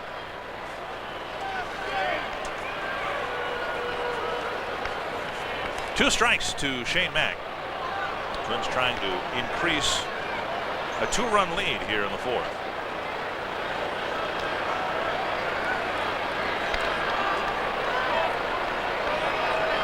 Bankhead came into the ball game early in the 2nd inning after Nabholz walked the leadoff hitter. There's a drive to center. That's a base hit. Knobloch will score. Puckett checks in at 2nd, and it's a 6-3 Twins lead.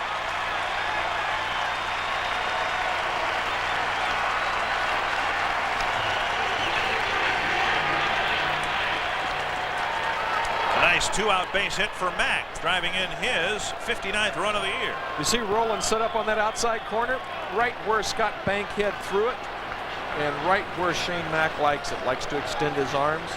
Didn't try to pull the ball, hit the ball where it's pitched. Scott Bankhead leaves. Chris Howard comes into the ball game for the Red Sox.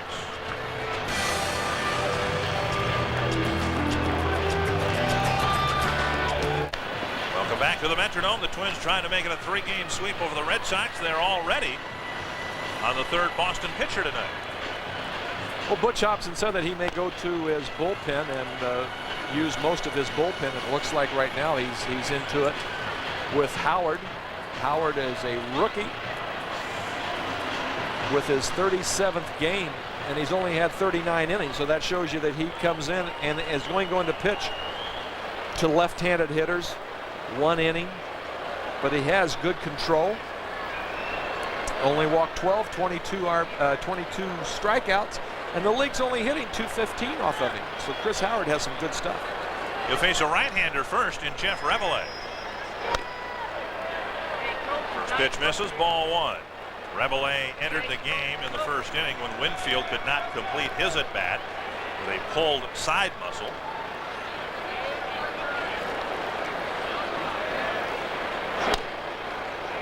A strike, 1-1. Twins scored a run in the 1st on a hit batter. 4 in the 2nd on Puckett's grand slam. A run so far here in the 4th on Mack's single. Pickoff, and that hit Puckett.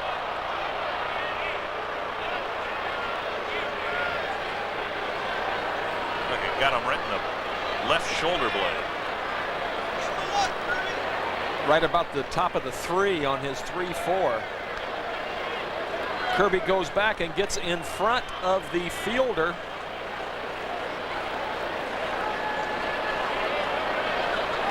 Hits him right above the 3.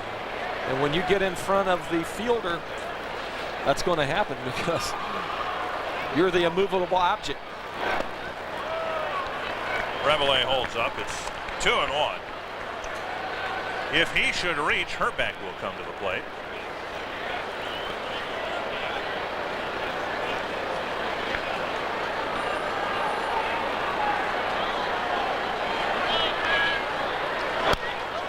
Jammed him. Picked off by the 3rd baseman. Everybody's safe. Litton tried to get Mack at 2nd base, but Shane got a good jump. And the flip to Fletcher wasn't in time, and now Hrbek will come to the plate with the bases loaded.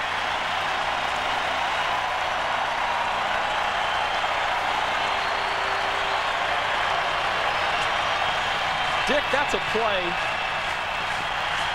that a 3rd baseman cuts off, but I think he would have been better off to let the shortstop come in, because I think the shortstop, Valentin, would have had a better shot getting Reveille at 1st base than Litton to get Shane Mack at 2nd base. 2nd time tonight, Hrbek's been at the dish with the bases loaded. Ball 1.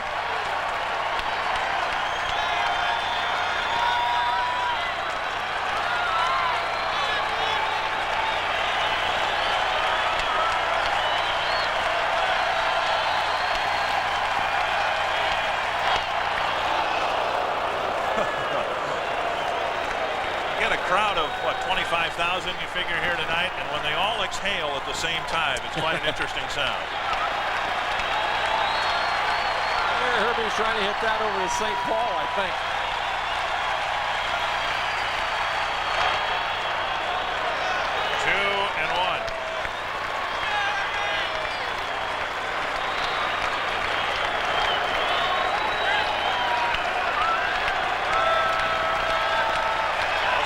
For Hrbek. He's got 8 career grand slams.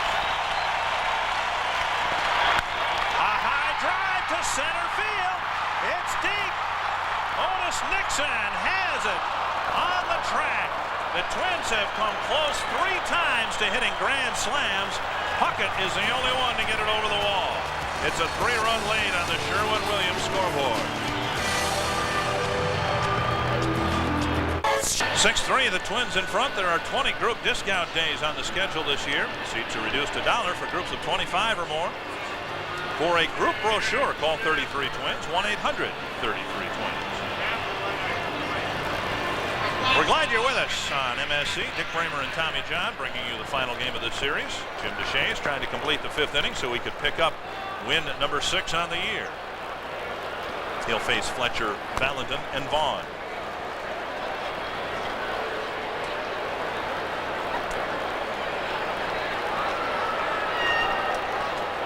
Fletcher doubled and scored in the first and then lifted a fly to Puckett in the 2nd inning.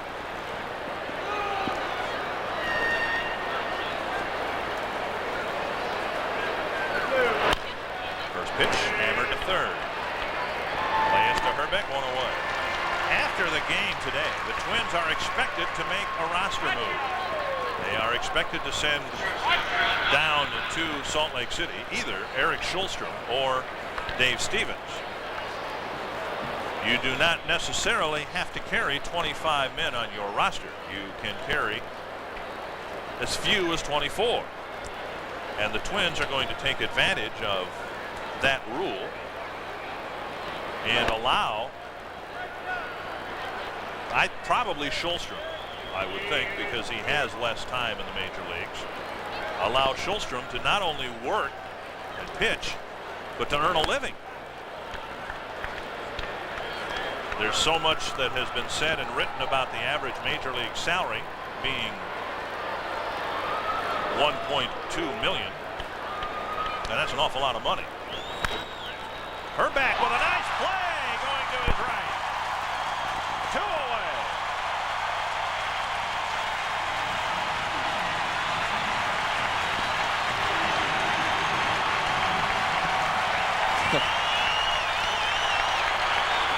Dick, that is what the fans are going to miss when that man is not here.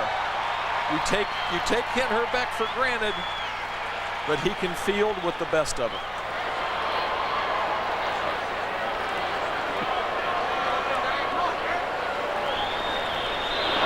One of the reasons Hrbek's been such a great defensive first baseman, he enjoys that part of the game. Now, if you ask Kent Hrbek, what would you rather do? Make a great defensive play or drive in a run with a base hit? He'd probably tell you, I'd prefer the great defensive play. Fouled away down the left field line, and it should reach the seats. And if you enjoy a facet of the game, you're going to excel at it. And Hrbek's taken a great deal of pride in his defense over the years, and it has shown. Somebody a long time ago taught him that the game of baseball is played on both sides of the ball. There's offense and there's defense, and you can help your ball club doing both. That's a foul ball. 1-2. There was some thought that Hrbek, after this contract, might want to stick around as a DH for a year or 2. But for people who knew Kent and who know him, that's not something that he would be very happy with, to sit on the bench and swing the bat every 45 minutes. Knobloch to Hrbek. Another 1-2-3 inning for Deshaies. He set down 7 in a row on the Carrier scoreboard.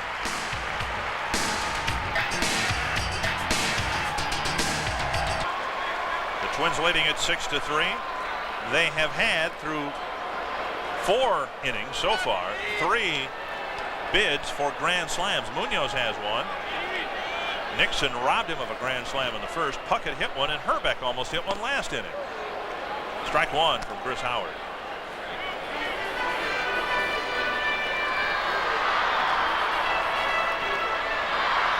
Munoz had his average well over the 300 mark for a while. Now it's settled down to 289. Twins are trying to figure out where Pedro Munoz fits into their plans next year. Perhaps at first base. More likely, I would think, at designated hitter.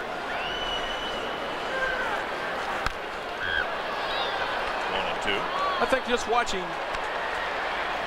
Munoz over the course of the season, he has enough pop in his bat, and he makes contact often enough that you got to find some place to play him, either first base, the outfield, DH, or whatever. I think that if he would get his 500 at bats, that he could put some fairly decent numbers up.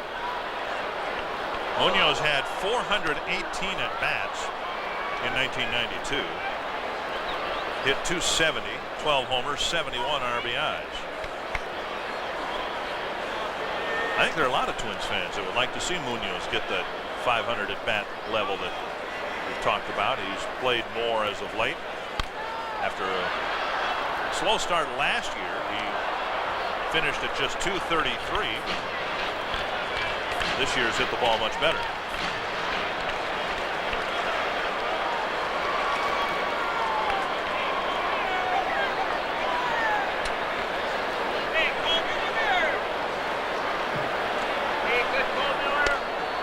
Two and two.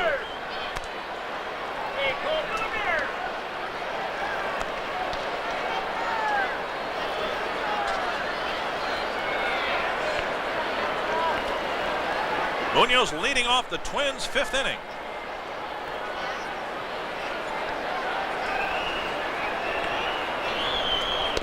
And now a full count.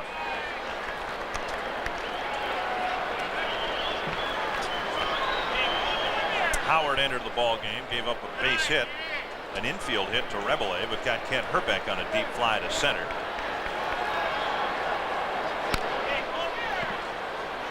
Still a full count. I think Munoz has been taking lessons from Kirby in that he has the Bible swing, thou shalt not pass. Because if that ball is close, Pedro Munoz is going to be swinging the bat. Another foul back. Munoz has walked just 19 times and struck out 67 times.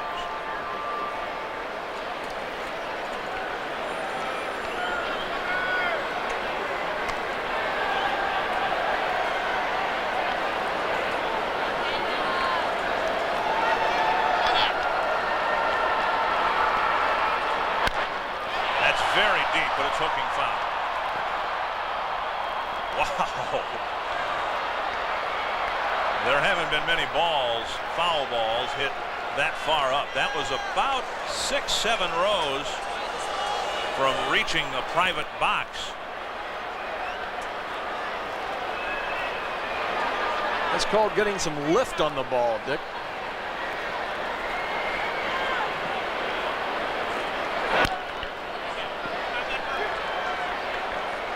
Foul by Munoz, and this is a long at bat to start this 5th inning. Munoz has got to learn that Carlton fist, that little body gyrations to try and keep that ball fair.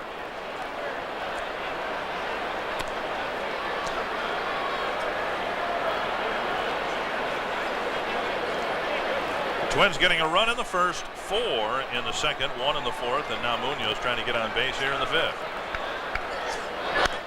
Another foul. What's the longest home run you've seen here hit the left field? Left field? Yes. I saw Lance Parrish hit one about 10 rows from the 3rd full section, from the back of the 3rd full section, way back in, I don't know, 84, 85. That's a fair ball. A nice stop by Letton from his knees. Munoz legs it out.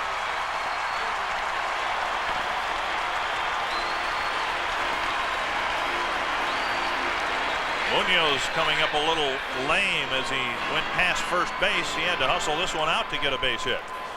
Well, we've seen Litton make some outstanding stops. If he could have righted himself, he would have thrown Munoz out. And Pedro Munoz hustling down to first base.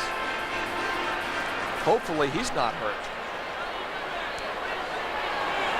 But Litton has been impressive so far with the glove. Matt Wahlbeck, the hitter.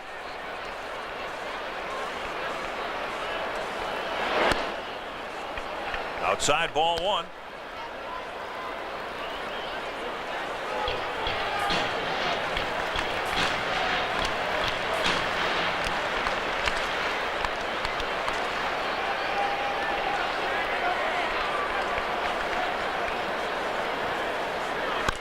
Fouled away, 1-1.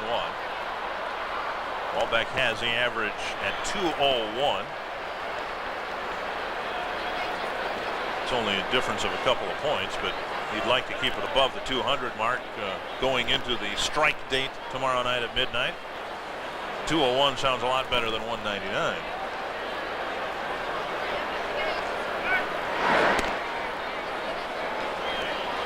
One base hit here would almost assure him of being over 200, provided the game didn't go extra innings and he would get 6 or 7 at bats.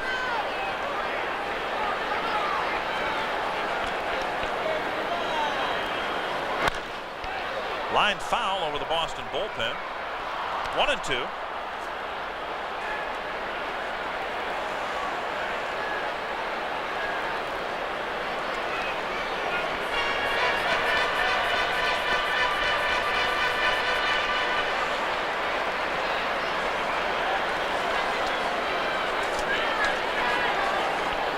Nobody out here in the Twins' fifth. There's a drive to right center field that drops for a hit. Munoz digs for third. He's in, and Wahlbeck gets his base hit tonight.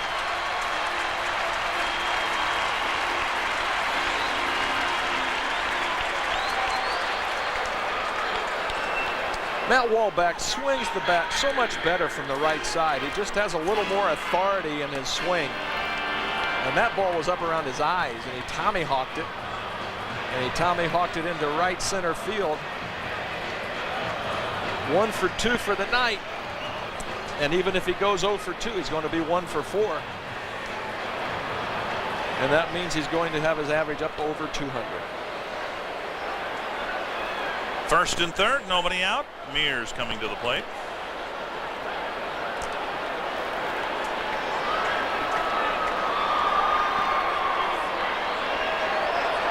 Twins are leading at 6-3. Breaking pitch misses, ball one.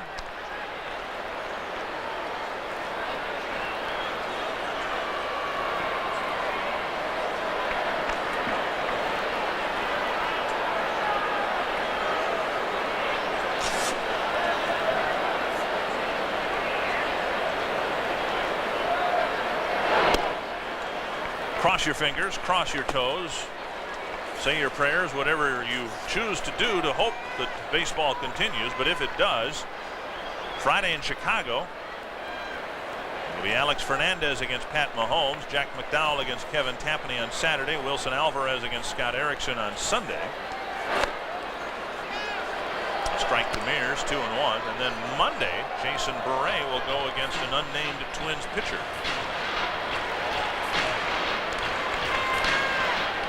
Might be Jim Deshaies.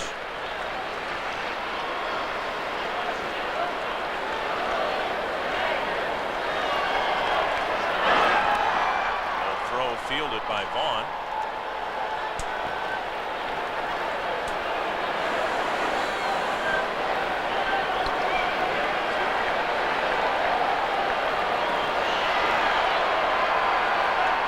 Twins trying to tack on some runs here. They lead it 6-3. Off the knuckles into short left. That'll drop. Wahlbeck got a good break from first. He'll go to third, and now Mears will go to second, and he's in safely.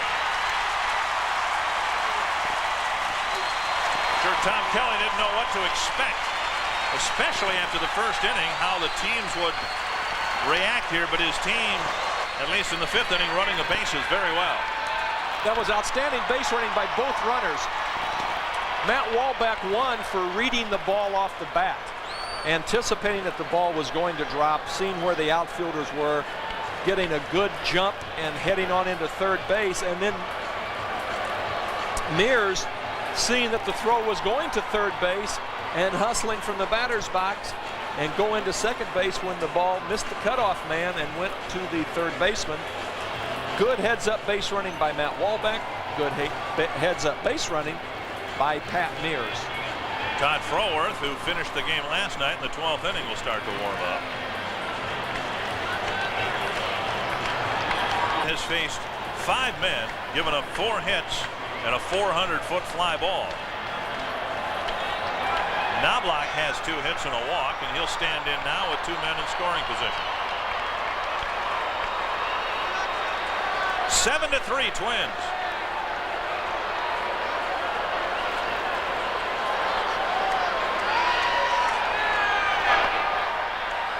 Strike 1 on the inside corner, says Tim McClellan.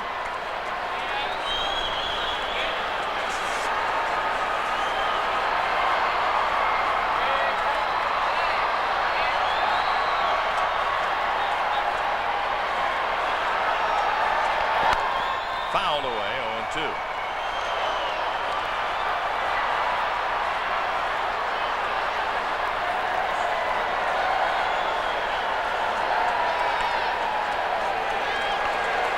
The Twins are scheduled to play 4 games in Chicago and then 3 in Detroit before returning home. Take on the California Angels.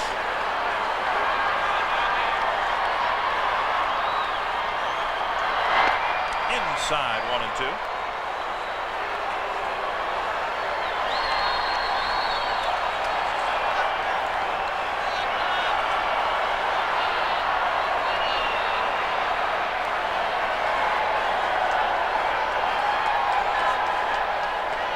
Expos have won 20 of their last 22 games. Tonight 4-0 over Pittsburgh.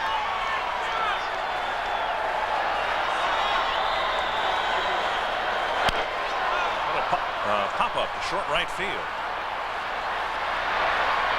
Fletcher makes the grab, and that's the first out. Let's see who's in the zone. Brought to you by MSC and Unical 76. Cecil Fielder driving in 6 for the Tigers yesterday. And Fred McGriff, the crime dog, hitting his 33rd home run in the Braves win. Butch Hobson runs to the mound. We'll have another pitching change here. And Todd Froworth will come in to face Scott Leyes with 2 men aboard and 1 out.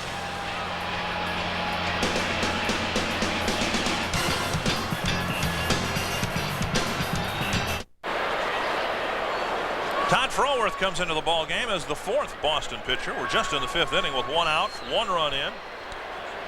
2 runners in scoring position, and Scott Leyes at the plate. Ball 1. Froworth committed the game-losing error for the Boston Red Sox in the 12th inning last night.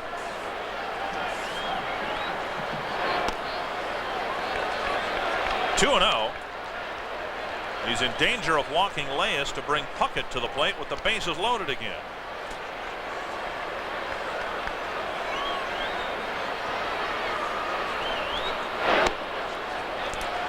A strike, 2-1.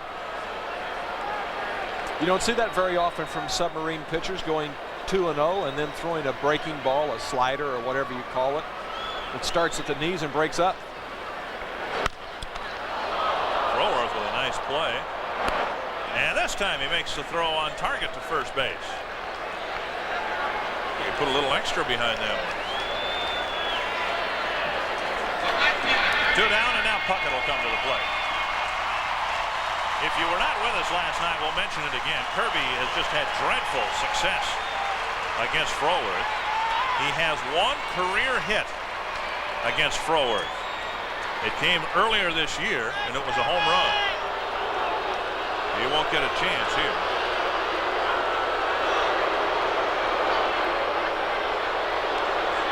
That'll load him up for Shane Mack.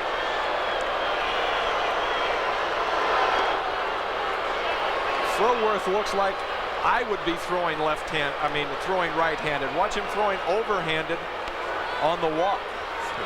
It looks like he's a left-handed pitcher trying to throw right-handed.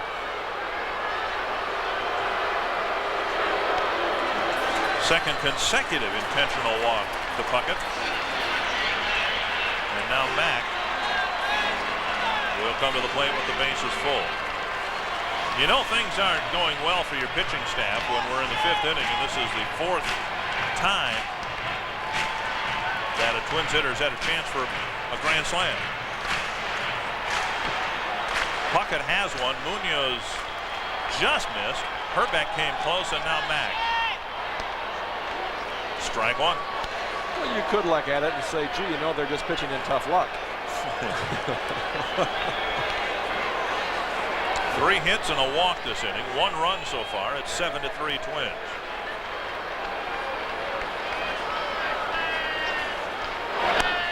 Oh, 2.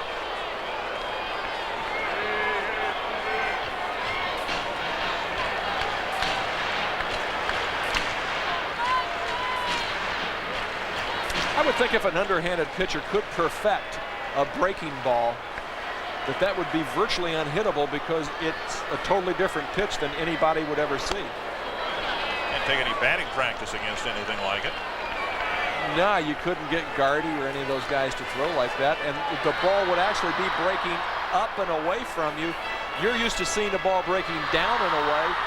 It's just a totally different look. But you seldom see underhanded pitchers, sidearm pitchers, have a good breaking ball. Base hit for Mack. Wallback score. Here comes Mears. He'll score. Another big 2-out hit for Mack. And it's 9-3 Twins.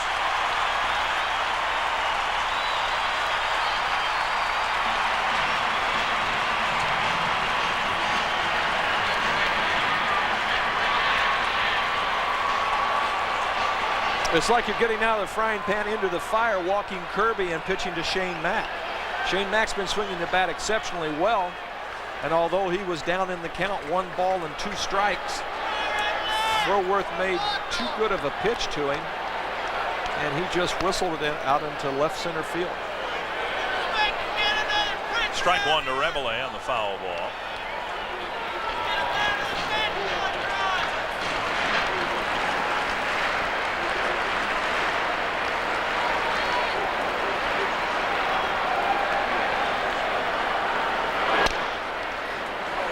One and one.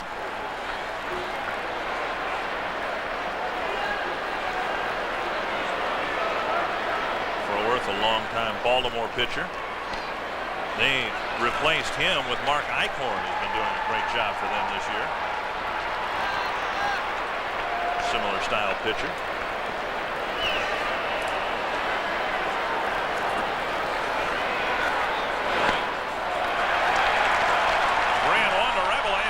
Hrbek will come to the plate with the bases loaded again.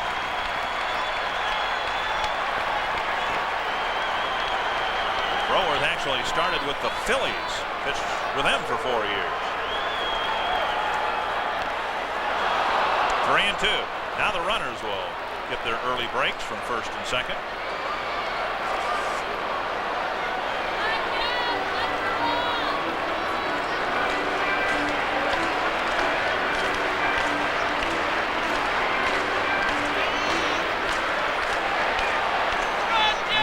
To 3, the Twins in front.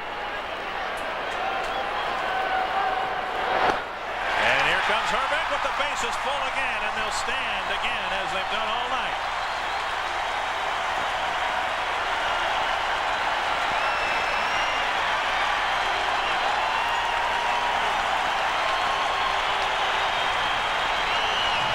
When Hrbek left the clubhouse today for batting practice, he was greeted by a 4-man crew from CNN here to document what might be his last game.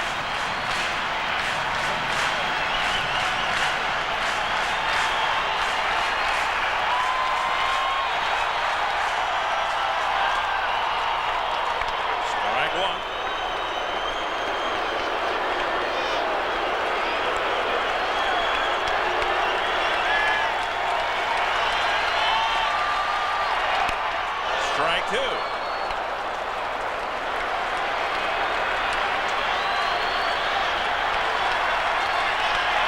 Two good pitches from Throworth. A little breaking ball for a called strike, and then a good hard sinker that Hrbek swung over. Lifted down the line. Might be playable if Bernansky can get there. And like old roommates should, he came up one step short. Hrbek and Bernansky shared a house together during their early years with the Twins.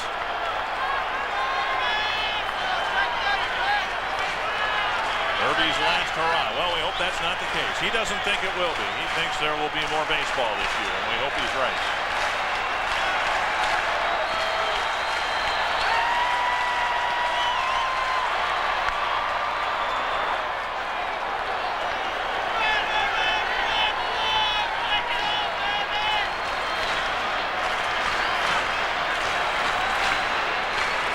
For the count to be 0-2, Throworth has made two pretty good pitches, better than what you maybe should be at 0-2.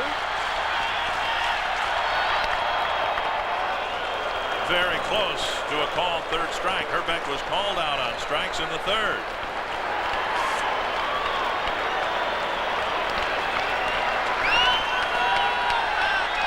Very close. A high drive to right. It's deep. It's down the line, and it's foul.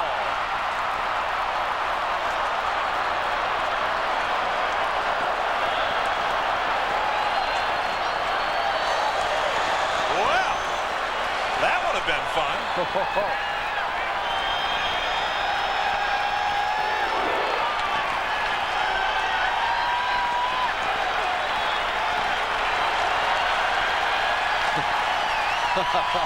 Just spin another sunflower suit.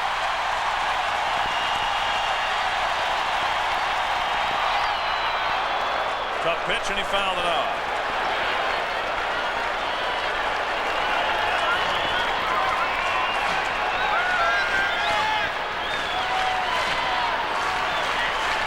Look at them stand. You can see in the background beyond Throworth. Everybody's standing here for this at bat.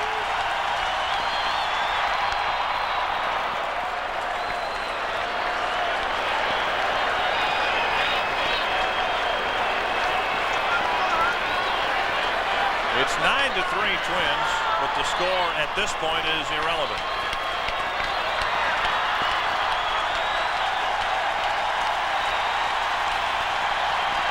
Two and two.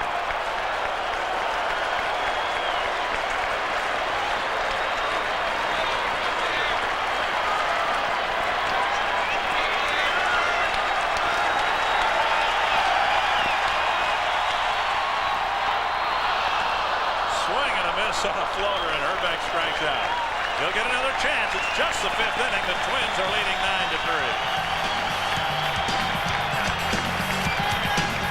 9-3. Jim Deshaies has set down 7 men in a row.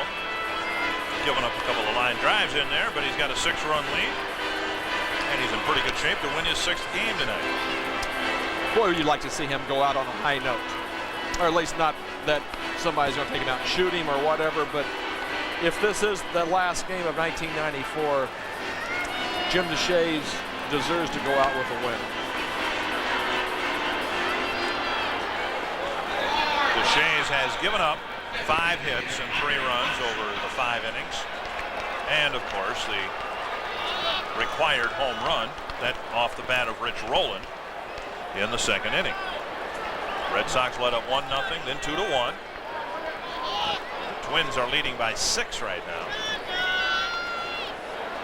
And Andre Dawson will start things for the Red Sox in the 6th. Ball 1 to Dawson.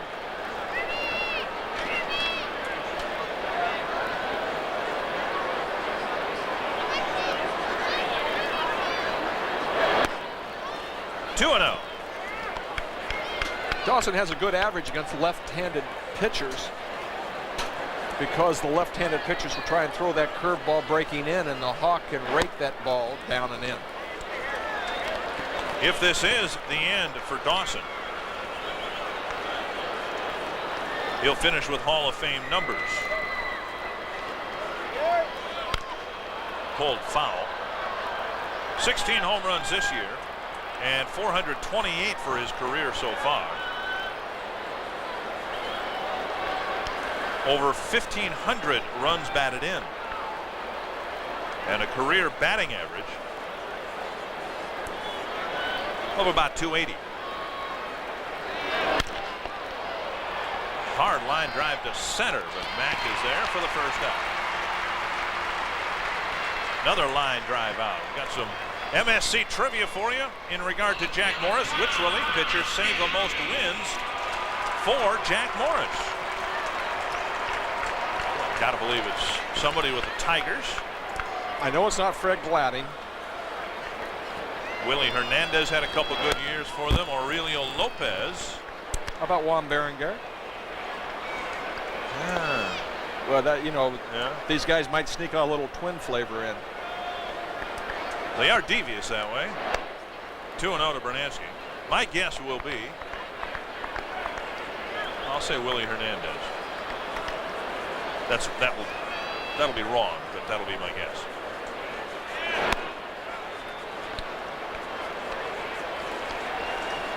There's a right-hander that pitched for Detroit before Hernandez.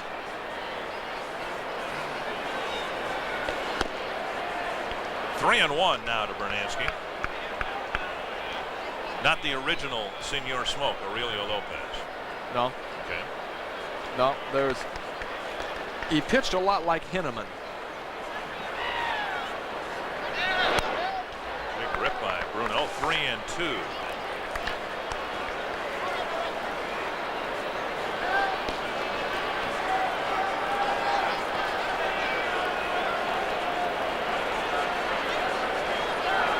Might be Henneman. That hit the bag. And Bernansky has another hit in this series. A one-out double for Tom Bernansky, his second hit tonight.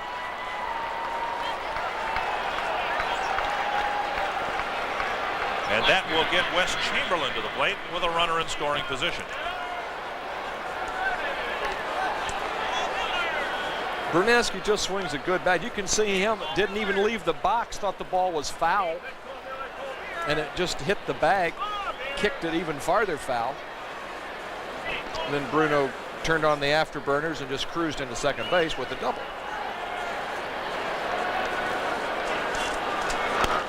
Wes Chamberlain at the plate. Chamberlain's hit the ball hard a couple times tonight.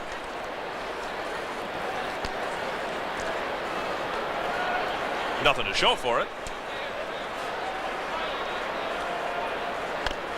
Big swing and a miss, 1-1. Well, the word from Houston now is that Jeff Bagwell did indeed break a bone in his left hand when he was hit by a pitch. Is expected to miss 3 to 5 weeks. Wow. That really hurts the Astros and Bagwell's MVP chances in the National League. The Astros started tonight a game and a half behind the Reds.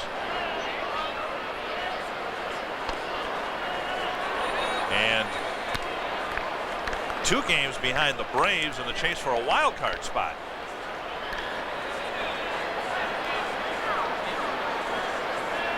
Astros are on a pace to win 95 games right now and not get in the playoffs.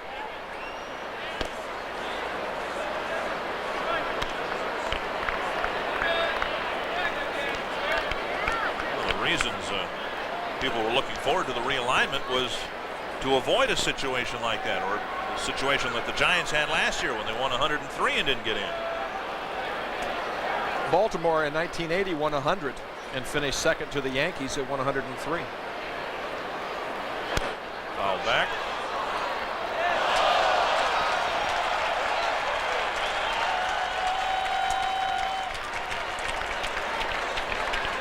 Twins have activity in the bullpen. Mike Tremblay is warming up.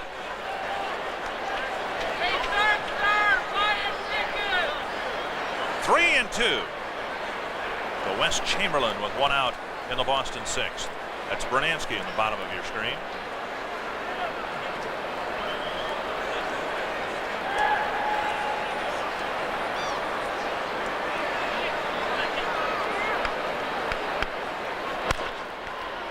Left center.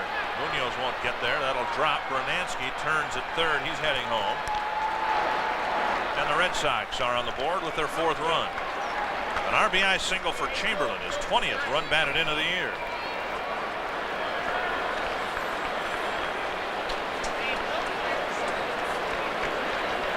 Deshays tried to come up and in, and look at Chamberlain get those hands in and turn the body out of the way. Got jammed, but forced it out over the shortstop. Nice job of hitting with Chamberlain. Jim Deshays cruised into the 6th, running into a little bit of trouble here. He'll leave for Mike Tremblay, and will leave and return in just a moment.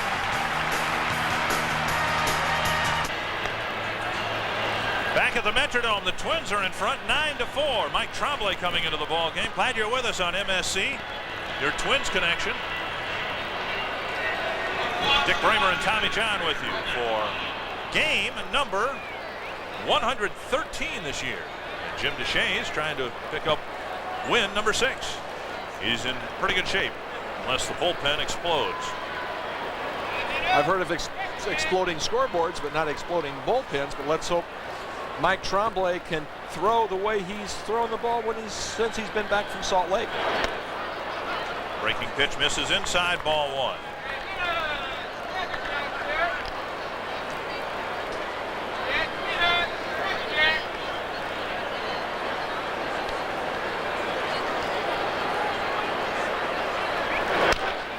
Pounded foul, 1-1. If the Twins should win tonight,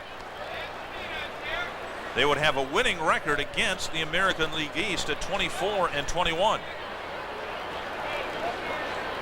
Now, the East at the start of the year was considered to be the best division in baseball. That's no longer the case. The American League Central, or at least the best division in the American League, but that's no longer the case. The Central has taken over that, and it's not even a close race anymore.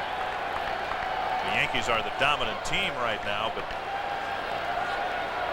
they have run away with their division. The Orioles have fallen back. There are only 2 teams above the 500 mark in the East now. 2-1 the count. 3-1.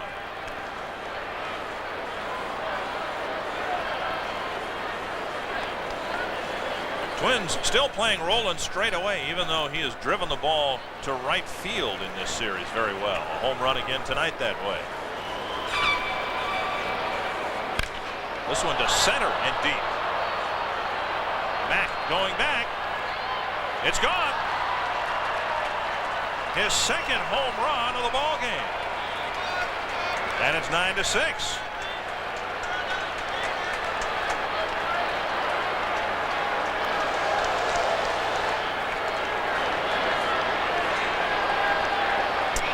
Roland is showing surprising power. I never had any idea he had that kind of power. It's his 3rd home run of this series.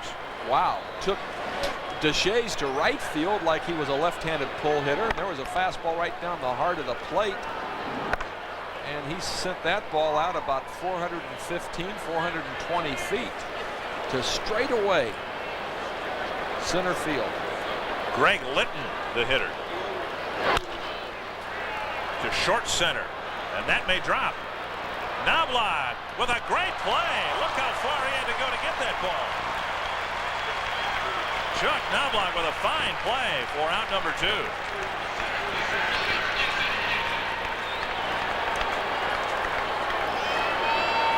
He's made a couple catches like that this season, running out, and that ball's going to fall in no man's land. He looks around and sees that nobody's going to get it, and then gives it a running away from home plate basket catch. Man, that was good.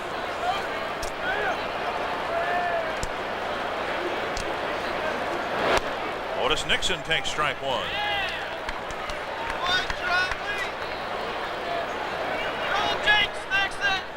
Nixon 0 for 3.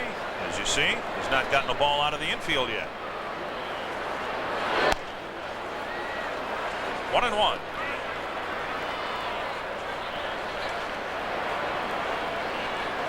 Nixon trying to utilize his speed with a fake bunt there, but if the ball had been closer, I'm sure Odie would have tried to take it with him and beat the pitcher to the bag.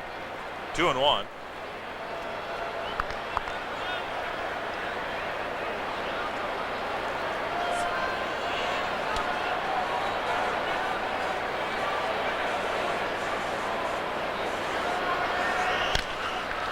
Over the mound, past Knobloch, and Nixon has a 2-out single.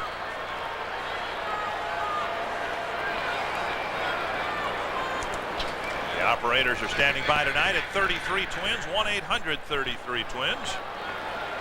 After the week-long road trip, the Twins are scheduled to come back and play 3 with the Angels, 3 with the Tigers. Still no final determination as to whether the Twins will have to go to Seattle later this month or not if there are games played. Don't know whether the Kingdome will be fixed by then.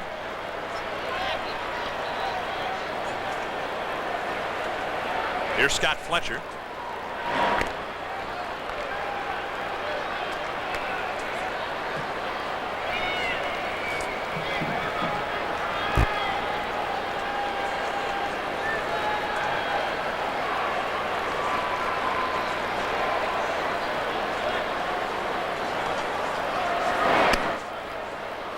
Down by 3 runs.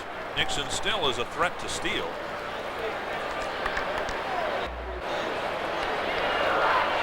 $23,400 and some change. The paid attendance here tonight.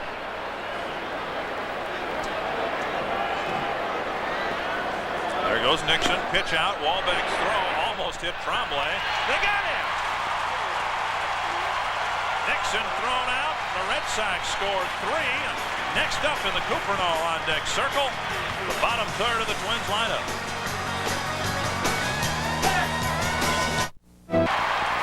Pedro Munoz leads off the bottom of the 6th with a ground ball single to center. Munoz with his second hit. Underhanded sinker, and Munoz did with it exactly what you thought the guy would do with it. The ball's going straight down. He hit it off the ground, right back up over the mound, over second base. Valentin, outstretched glove, couldn't get it. Matt Wahlbeck singled and scored in the 5th, walked and scored in the 2nd inning. He'll hit left-handed against Froward. The Twins left the bases full in the 1st, 4th, and 5th innings. In the 2nd, they got a grand slam from Puckett. And in the 3rd, they were set down 1-2-3.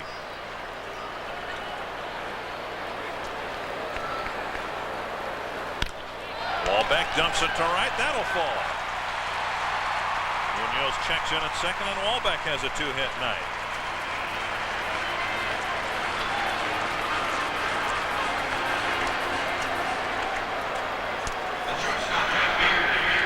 Now Wahlbeck getting that average up about 205 right now. Right down the middle of the plate.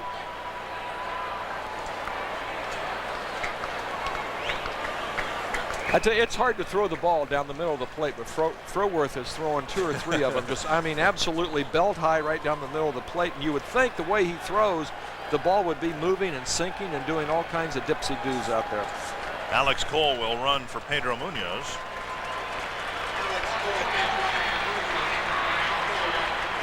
Munoz has been favoring a leg ever since he beat out that infield hit in the 5th inning.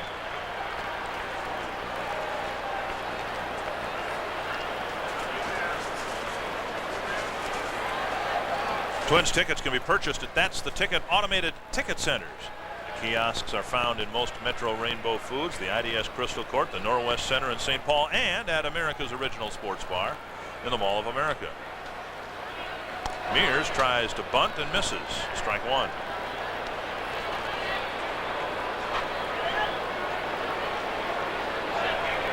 Mears singled in a run in his last at bat.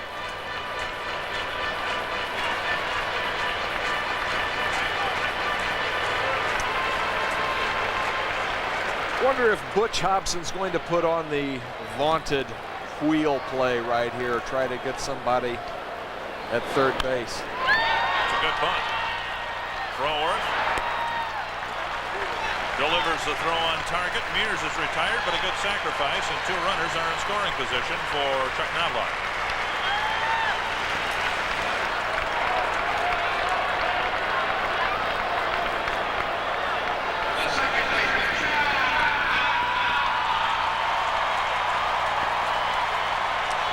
One thing a 8th, 9th place hitter, 1st, 2nd place hitter should be able to do with regularity, and that is bump the ball.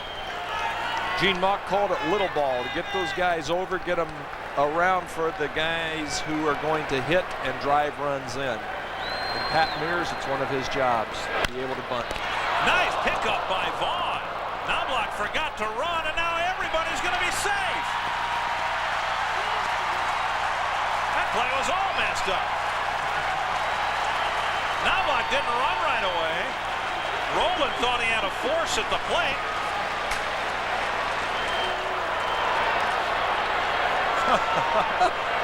The bases are loaded for Leyes. He thought Vaughn was going to tap the bag, but he didn't. Threw home instead.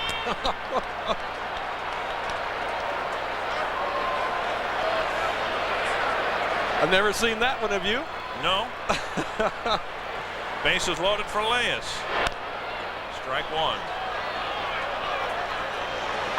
I don't know if Knobloch thought that he caught it on the fly, but he started to run and then stopped. And then Vaughn was going for the bag. Decided to throw home when he saw Cole halfway down, and the catcher got down into his crouch to block home plate. The only thing, Cole had scampered back to third. Oh. Chop to the right side. Leyes will have to hurry to stay out of a double play, but the Red Sox get it. And the Twins go scoreless. Through 6 at the Dome on the Toyota scoreboard. It's Minnesota by 3.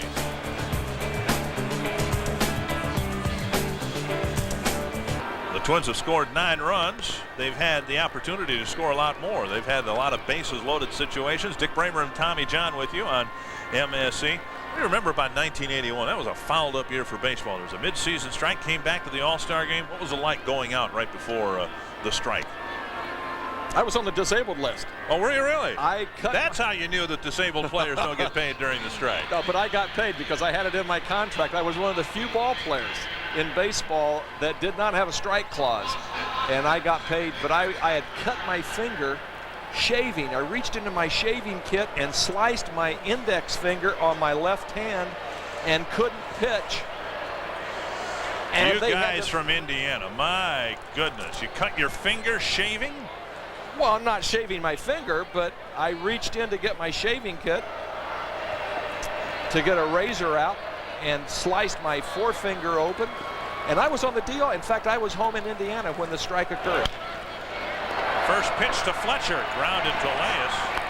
It's the second time in a row that Fletcher's gone after the first pitch and grounded out to Leyes to lead off an inning.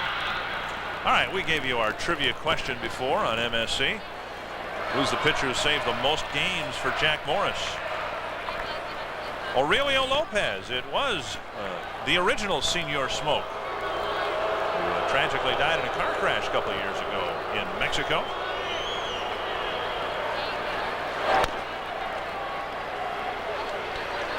A strike to John Valentin.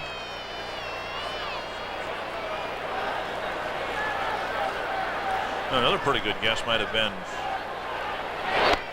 Dwayne Ward of Toronto. That's right. Jack won 20 games. Tom Henke was still the closer for the Blue Jays the year Jack won 20 for Toronto. Dwayne Ward did get some saves that year. 2-1.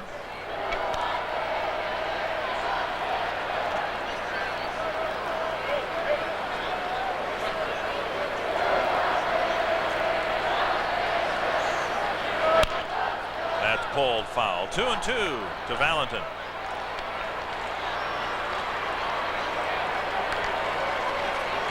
Mike Tremblay's had an unsettling and inconsistent year. Started the year with the Twins, sent down in mid-May, recalled, was a starter for most of his tenure in Salt Lake City. That breaking pitch apparently a little high, just to get some innings in, to get some work. Tremblay has a very good changeup, but doesn't use it against right-handed hitters. And I think if he would throw that changeup more, he would be much more effective. Hrbek with the dig at first. What a play! A fine play by Tremblay coming off the mound, but Hrbek Makes up for a low throw with a fine scoop at first. As a pitcher, when you grab the ball, the play's only half done. You make a good throw, but how many of those over the years, how many errors do you think Kent Hrbek has saved infielders, pitchers with making digs out of the dirt like that? Early in 1993, he may have kept Pat Mears in the major leagues. Pat was pretty erratic with his throwing.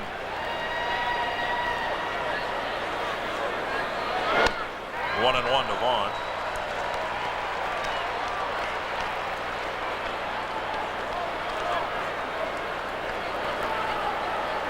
Two away in the seventh.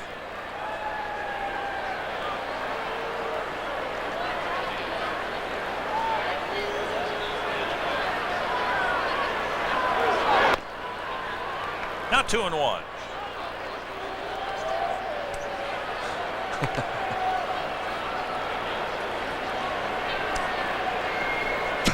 Knobloch's playing a deep second base or short right field, and you have a little conversation during the game with Davey Phillips.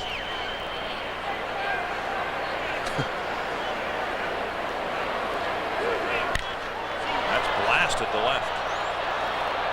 Mack playing in left now, but this one's out of here. With Cole playing in center, Vaughn goes deep the opposite way, and it's a two-run ball game.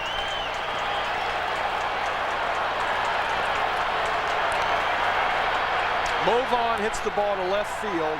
I was watching them batting practice this evening. I watched him last night.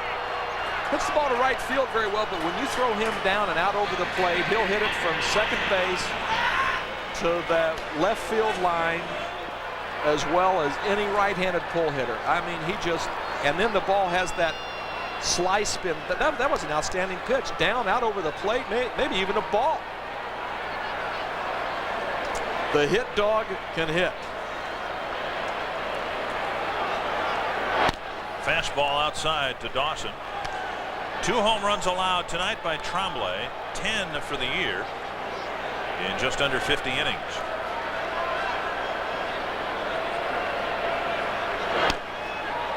One and one.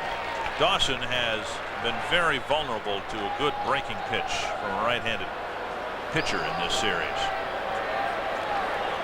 Dick, it's almost as if his knees hurt, that he's got to cheat on the swing to get the swing going, and that leaves him open for the breaking ball. 1-2. Carl Willis warming up. And you said it last night very appropriately. It's a shame to see a man like that.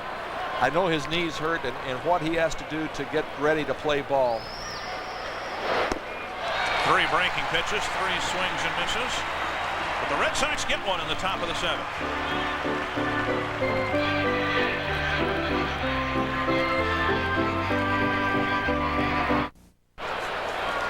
Kirby Puckett will lead it off in the bottom of the 7th against Todd Froworth.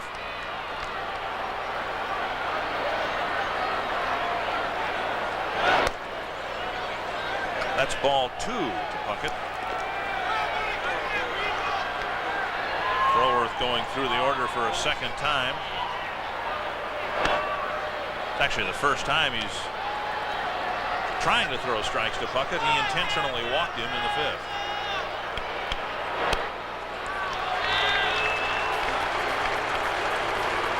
Leadoff walk.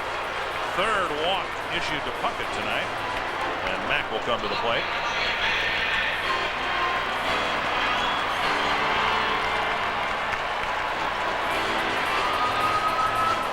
A couple of those balls, Dick, instead of Froworth throwing his exaggerated underhanded submarine pitch, he threw kind of a sidearm.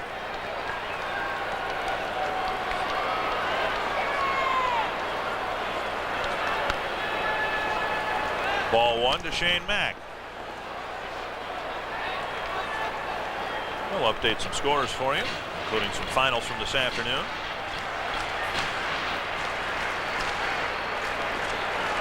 Cleveland won, but so did Chicago.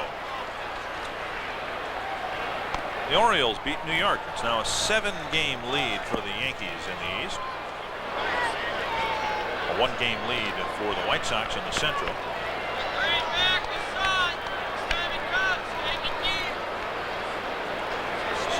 Texas tied in the 8th inning. That game again supposed to be played in Seattle, but it's being played in Texas. 2-1 to Mac. And if the Mariners win, they'll be 2.5 games out. I haven't seen the paper. How are they drawing for Seattle's home game in Texas?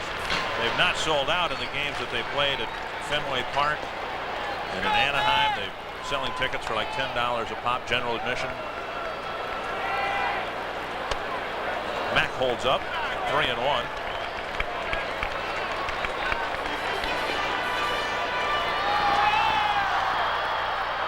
In the background, you can see there's some activity in the Boston bullpen. It's Tony Fossas down there getting ready for Kent Hrbek, I would imagine, who may bat later this inning. A strike, and it's a full count to Mac. Nobody out here in the 7th. There's veteran left-hander Tony Fossas.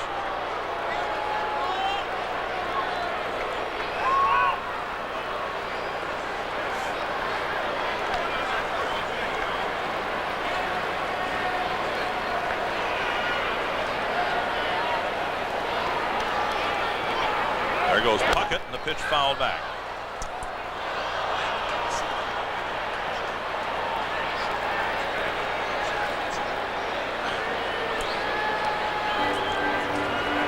You see those little white lines on Shane's batting glove? You try and teach young kids when they hold a bat, you want to get the knocking knuckles lined up. And those white lines on that glove, if you get those lined up, then you got a pretty good idea that you've got a nice grip on the bat. Puckett takes off. It's ball 4. Walks to the first 2 hitters here in the 7th.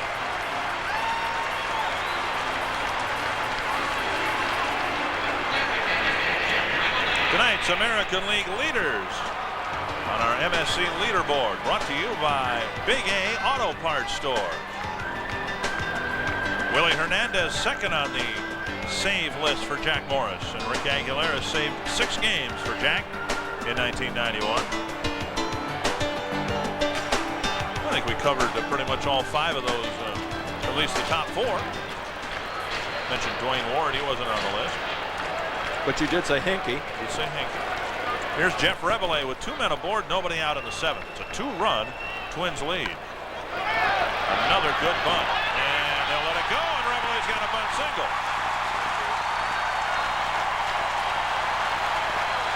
And for the 3rd time tonight,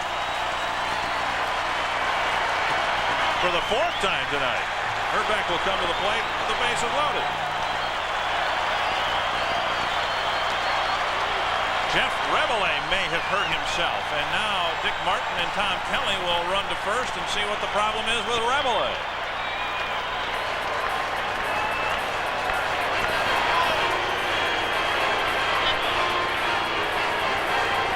Pat's putting those sliding gloves on again. I'm ready to go again, boss. The Twins are really short. Derek Parks still not feeling well these days. Reveille entered for Winfield as a designated hitter. Cole has already come into the game. Munoz left with what appeared to be a leg problem. Chip Hale and Parks are the 2 bench players left for Tom Kelly. Butch Hobson will come in and get Tony Fossas into the ball game. Problem is, if Mahomes enters the game here, he'll enter as a designated hitter. Might even get a chance to bat if the Twins were to come around the order again.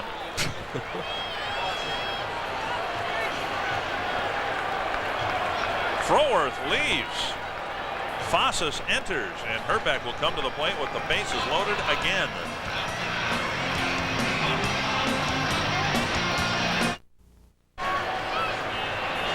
Nine to 7, the Twins are in front. We're in the bottom of the 7th, and for the 4th time tonight, Kent Hrbek will come to the plate with the bases loaded. He almost hit a grand slam in the 4th.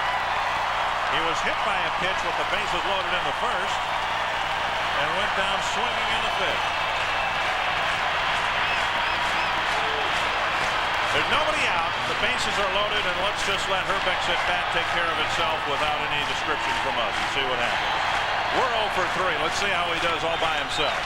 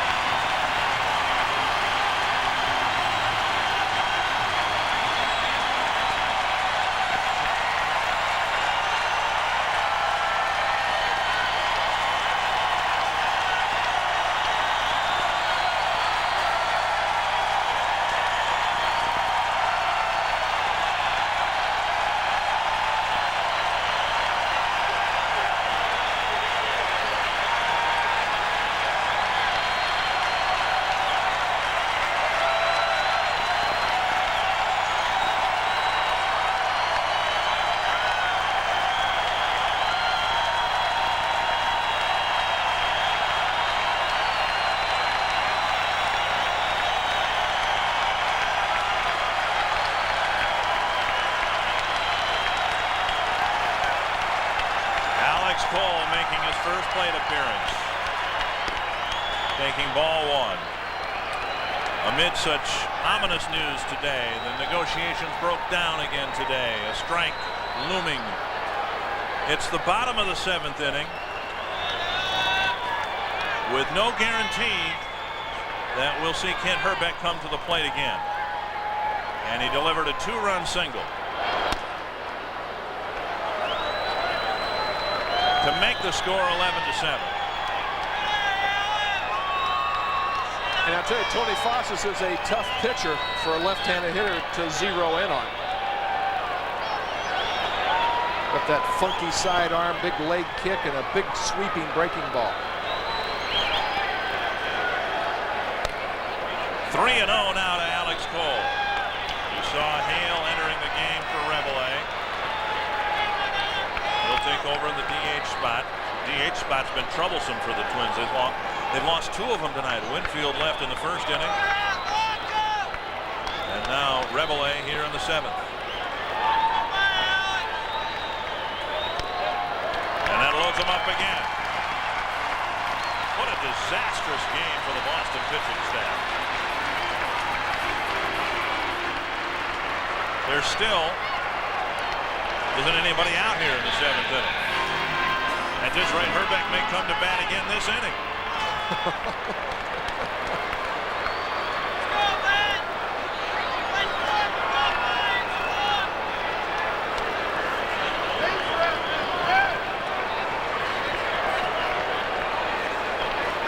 think Matt Walbeck is using Chip Hale's bat, an R161. He switched over from his own and went to one of Chip Hale's bats. Got 2 hits tonight. A walk and 2 hits. The average up to 205.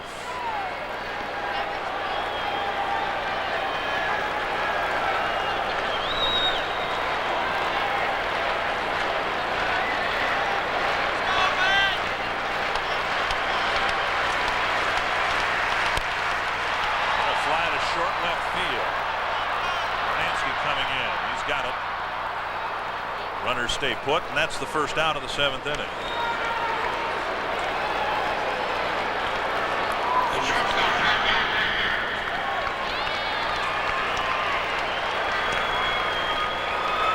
The Twins need to get a couple more base runners aboard and leave them there, not a double play, to get Hrbek up in the 8th inning.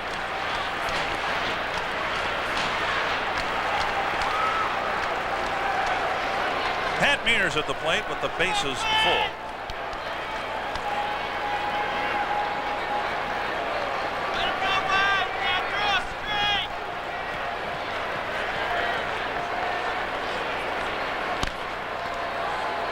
Over the head of Ron Gardenhire, strike 1. If this bottom of the 7th inning ever ends, we're going to take a few moments here and try to find out who for the Twins has come to the plate tonight without a bases loaded situation. I would guess they would be in the minority.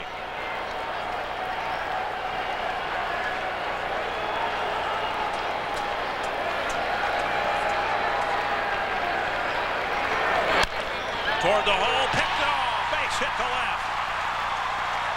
Another run scores. 12-7 as Hale scores.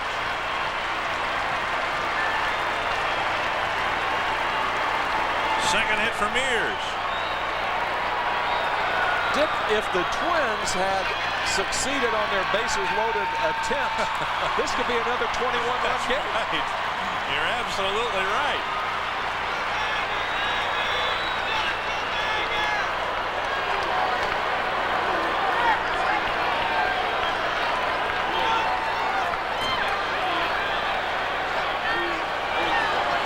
Still only 1 out in the inning. 3 runs across, 3 runners on for Knobloch.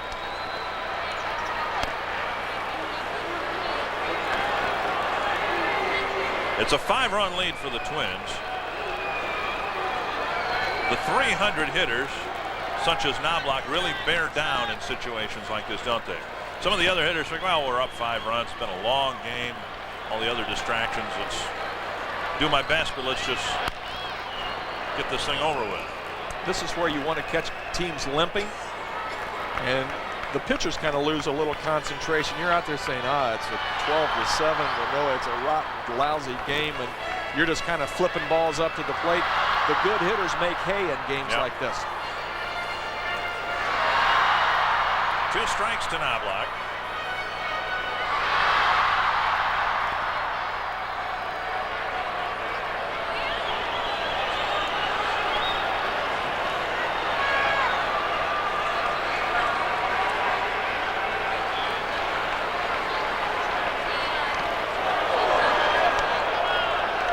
Smothers that pitch.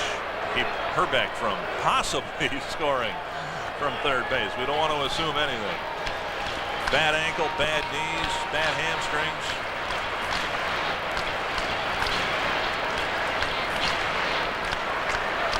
One and 2 from Tony Fossis to Chuck Knobloch. There's no activity in the Boston bullpen.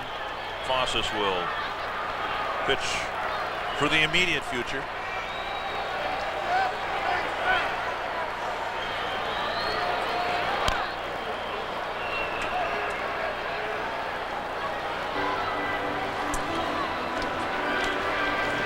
What a mess.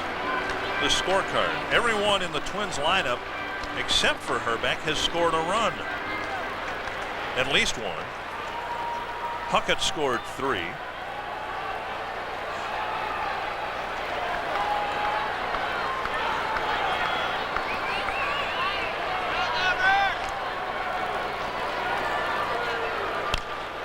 Another base hit. Hrbek scores. Cole right behind him.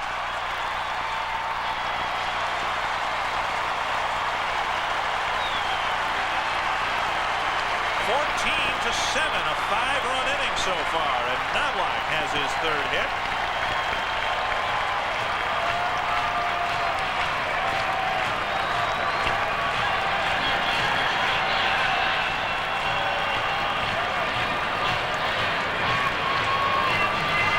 Well, Chuck Knobloch kept getting that breaking ball in.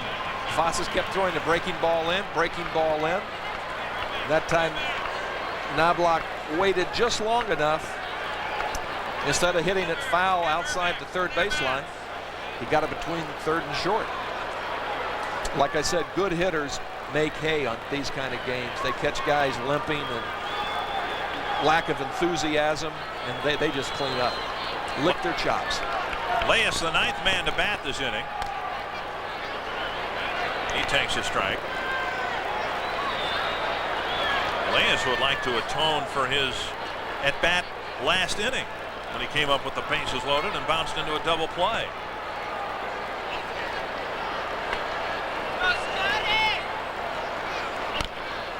Still only 1 out. And if Leas can keep from hitting into a double play here, Hrbek will get another chance for sure, unless Tom Kelly pinch hits for him.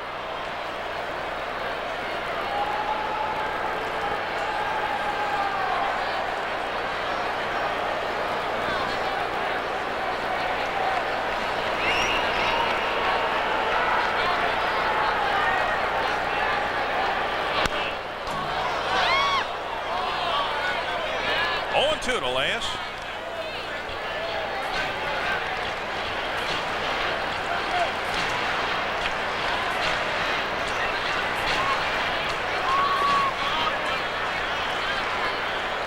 (14-7), the Twins are in front.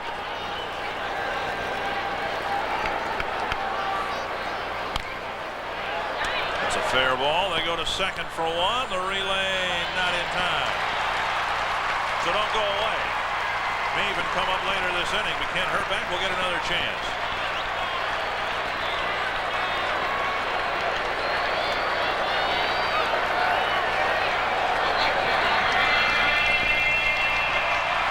Puckett coming to the plate. You know, Dick, in an otherwise dismal Boston game, Litton has been a bright spark out there. You're right. You're absolutely right. He's come up with some good plays. 3 walks, 2 intentionally.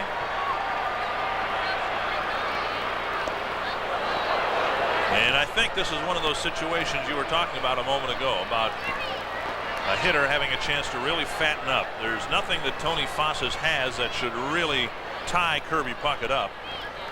And this could be a really good at bat for Kirby.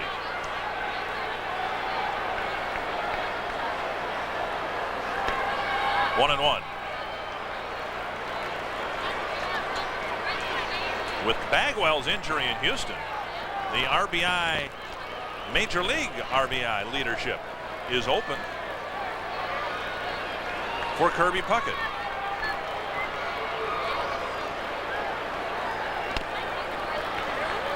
Bender on the outside corner, and it's 1-2.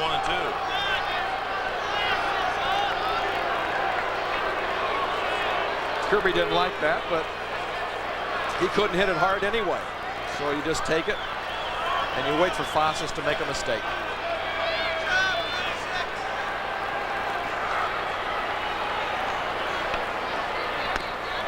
A little bit further outside, 2-2.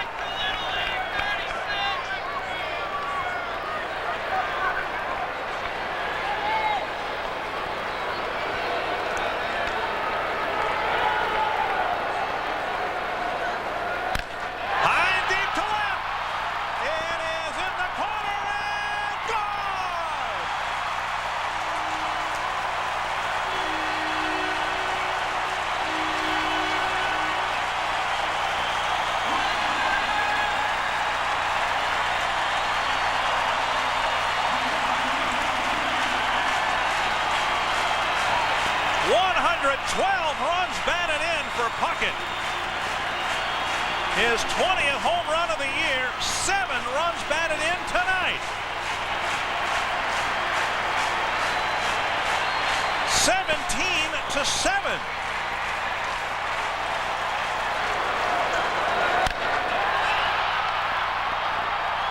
You don't think Kirby knew it was gone?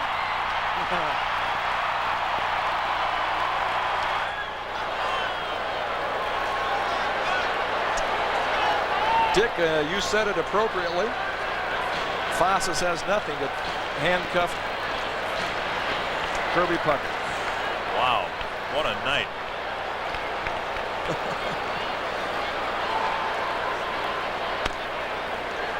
On the outside corner, 0-2 to Shane Mack.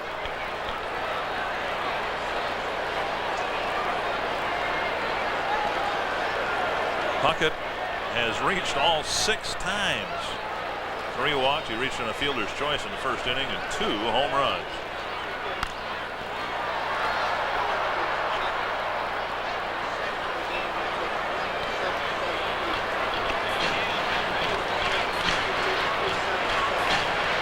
The bottom of the 7th started, and it was 9-7.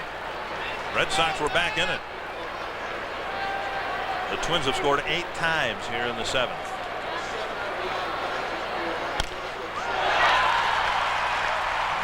Base hit up the middle. His 3rd hit tonight.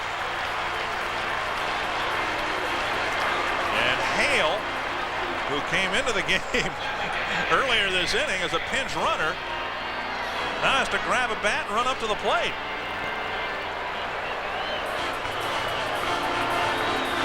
There are 2 out.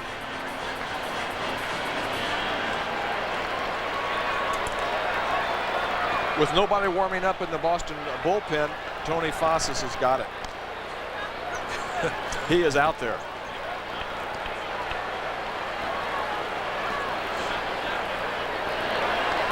Earlier this year, when the Twins scored 21 against Boston, Puckett drove in 7 runs. Hale drives it to the gap in right center. Nixon cuts it off, and Hrbek will come to the plate with 2 men in scoring position. Again in the 7th inning. And again, everybody up.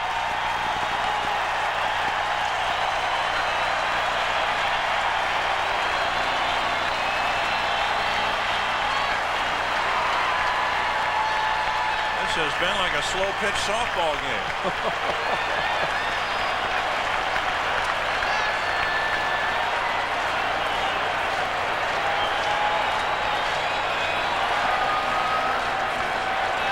I think Mike Rourke's asking him how he feels.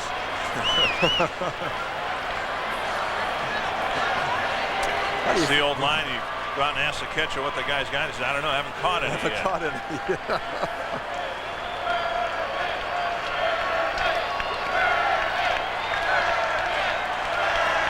Despite the lateness of this game, hardly anyone is left. They've waited for this.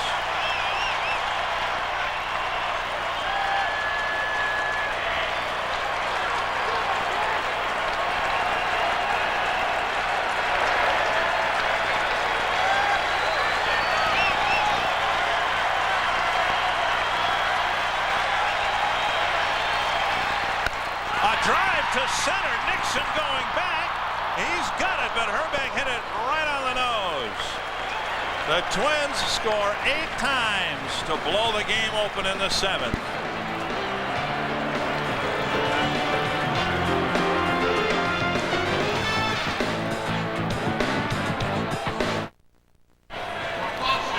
(17-7). The Twins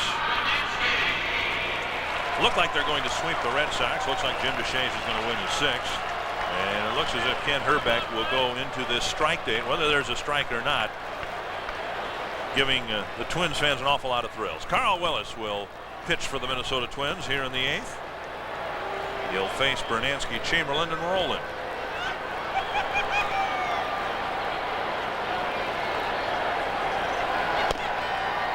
First pitch, up and in, ball 1.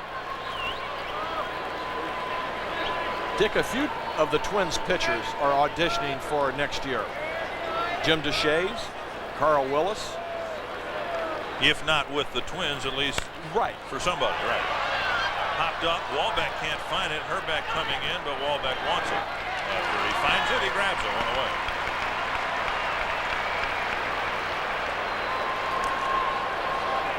Are you including Carl Willis in that group? Yes. Yes. Yes. Carl Willis is one. Maybe even Tremblay. Although he's young enough that he's probably in the Twins' plans, but there are a few pitchers that have not had great years, and they want to prove not only to Twins management but to the other major league scouts that are here at the ball game that they can still pitch in the big leagues. Ball 1 to Wes Chamberlain.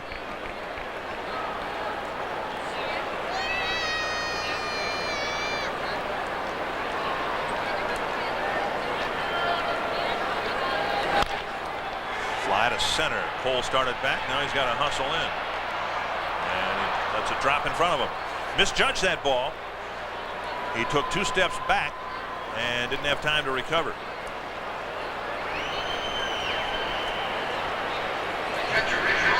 Alex Cole reacted to the swing and not to the ball. Chamberlain swung hard and got jammed. And the ball just dunked out there, and Cole broke back. And then once you break back, you have very little chance unless you just got Carl Lewis speed to come in and catch it.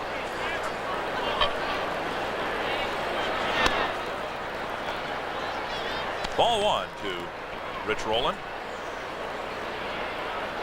Rolen has a pair of home runs.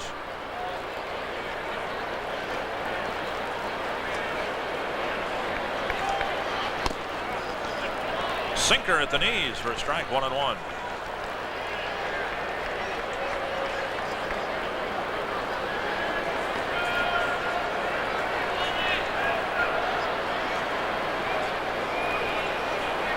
Rolen never got much of a chance with the Tigers.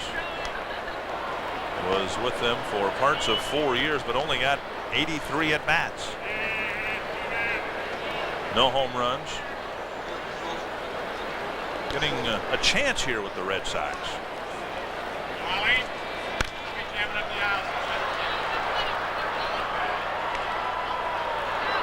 Eric Schulstrom, who might be sent down to Salt Lake City after the game today, might get into the ball game in the 9th inning. I would probably think that would be Tom Kelly and Dick Such as Carl Willis gets through this inning, and then let Schulstrom take over the 9th inning, get some work in. Rolen strikes out for out number 2.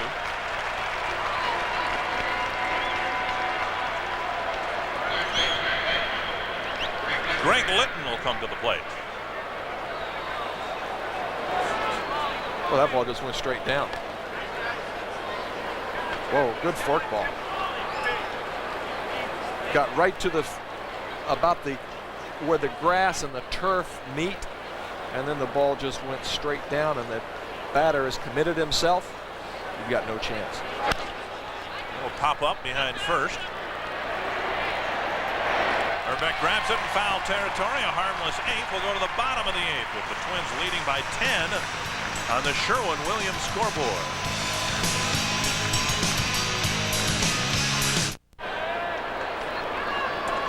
(17-7), the Twins in front in the bottom of the eighth. Alex Cole facing Tony Fosses. There's a strike. It's 1-1.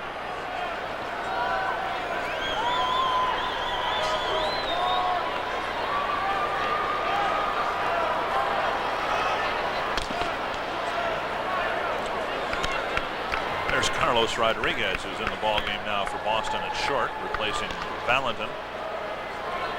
Milwaukee lost to Detroit 4-0. So with the Twins apparently winning tonight, it will guarantee the Twins of not being in last place come strike time. Lee Tinsley is in center field. The Twins would have a game-and-a-half lead over Milwaukee in fourth place in the Central Division. Again, Milwaukee will play tomorrow when the Twins have an off day. So the best they could be is a game behind Minnesota.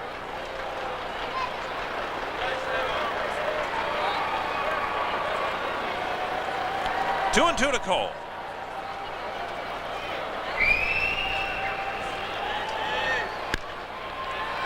Fly lifted to left. Pernansky's out there. One away.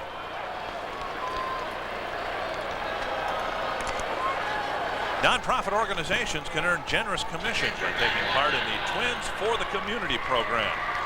This program involves the sale of Twins ticket certificates in 1994.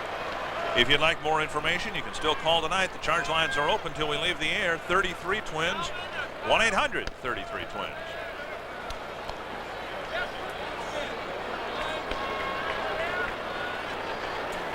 Matt Wahlbeck, the hitter.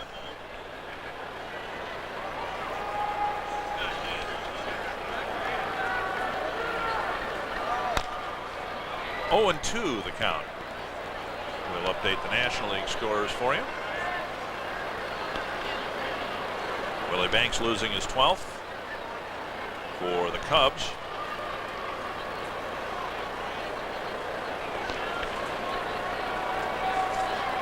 Mets beating the Phillies in Philadelphia. Montreal keeps running along with the best record in baseball, 74-39 now. Cardinals beating Florida. Wahlbeck retired, 2 away. Houston wins tonight, but it's a costly win. Jeff Bagwell broke a bone in his hand. He'll be out 3 to 5 weeks. Atlanta losing to Colorado in the 7th inning. They are 6.5 games behind the Expos in the National League East. And there's a pretty good battle shaping up for the wild card spot in the National League as well. Nice play by Fosses. Mears is robbed of a base hit. To the 9th, with the Twins leading by 10 on the Erickson scoreboard.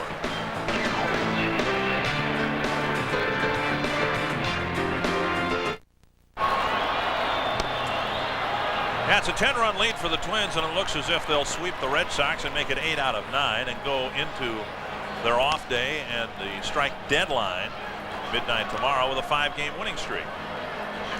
Just about everybody has contributed offensively for this drubbing of the Red Sox. Lee Tinsley will come to the plate, and he'll face Eric Schulstrom. I mentioned the Twins have said that they likely will send either Schulstrom or another one of their pitchers down to the minor leagues to let them get some time. The other candidate would be Dave Stevens. Otis Nixon had gone 1 for 4 before leaving the game.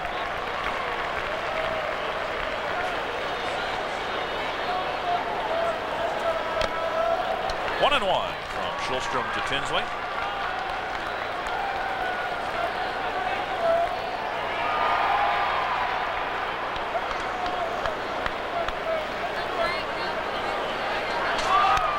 And now 1-2. Again, the reason the Twins would make a move like that, you have to have at least 24 players on your major league roster. So some other teams will likely do the same thing with their younger players, either position players or pitchers, whom they want to continue to play in '94, not knowing the length of a possible work stoppage. We're back to Schulstrom for the first out.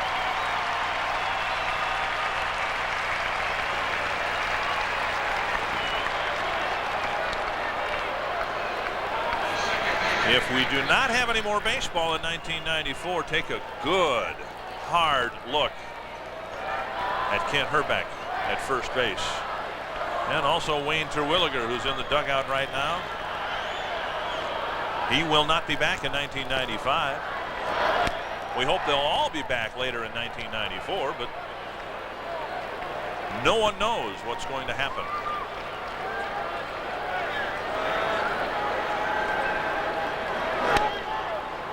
Fastball outside. It's 2-0. Scott Fletcher.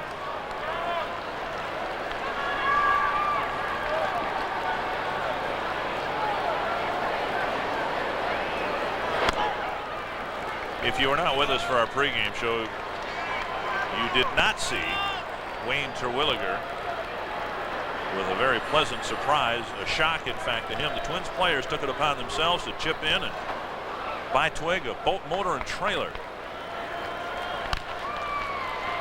2 hops to Leas, gets rid of it quickly. Hrbek again goes down on the dirt.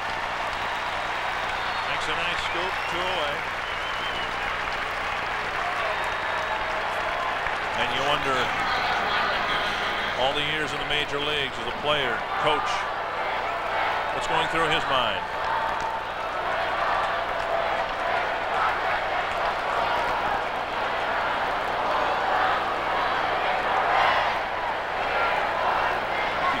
Background, somebody singing the old Twins theme song above the Twins dugout.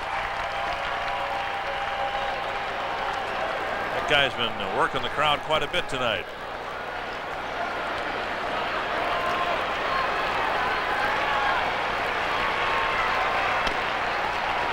A strike on the outside corner, 1-1 the count to Carlos Rodriguez.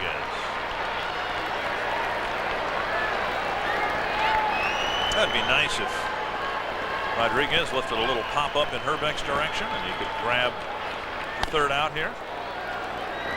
2-1. Or if there were a play at first base.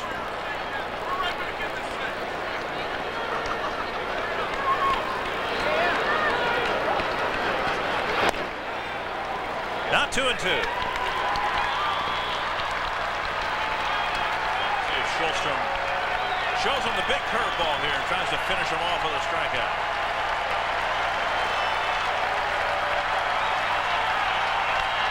Fastball popped up in Hrbek's direction. How about that?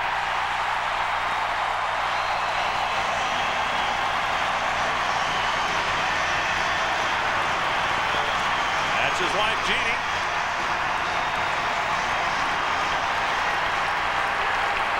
Yeah, he's going to keep that ball. I don't blame him.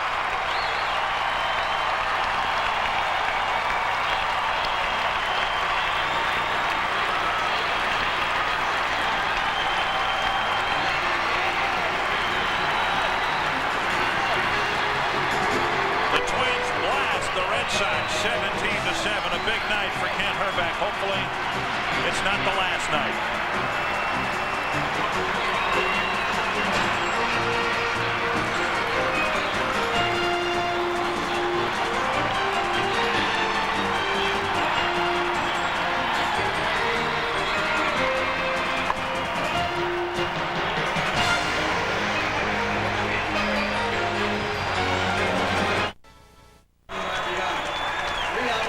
The Twins won it 17-7. A lot of names listed there, a lot of home runs. Kirby with 7 RBIs, but without a doubt, the reason that a lot of the fans here at the Metrodome have still decided to stay in this ballpark. A lot of them around the Twins dugout. Kent Hrbek is down in the field now with Tommy John. TJ?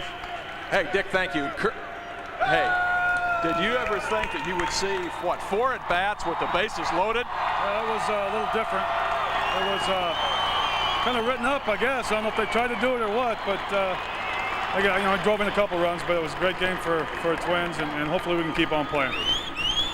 Are you planning on doing anything different if there is a strike? I'm not going to work out, I can tell you that much, because I never worked out in my whole career, so why should I start now? I tell you, you've had a great career, and I know pitching against you, you've had a lot of memories here. Can you tell us some of them?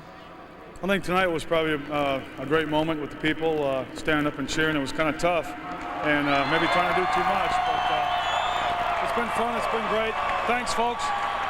Thank you very much. I tell you, Kent, you've had a great career, and I love playing against you. You're a warrior. All right. Thank you. Thanks, Tommy. Have a great one. Thanks, folks.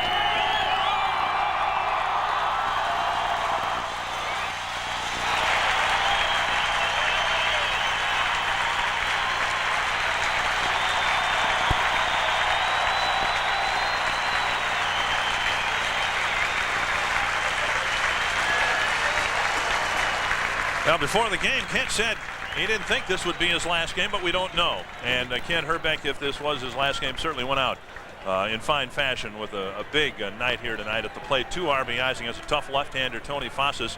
That's why he's on the Red Sox pitching staff, because he can get left-hand hitters out. But Kent Hrbek delivered a 2-run single in the 7th inning, and we all thought it might be the last time we see Kent Hrbek. He came up later in the inning and drilled a drive to center field. But here's the base hit. A 2-run single in the 7th inning that helped the Twins to an 8-run inning. And this place was not as loud as it might have been during Game 7 of either one of the World Series. But for the 24,400 and some who came here, who all believe that Herbie was the best, a big, big moment for Kent and the Twins and the fans here tonight. We'll be back with more from the Dome in a moment.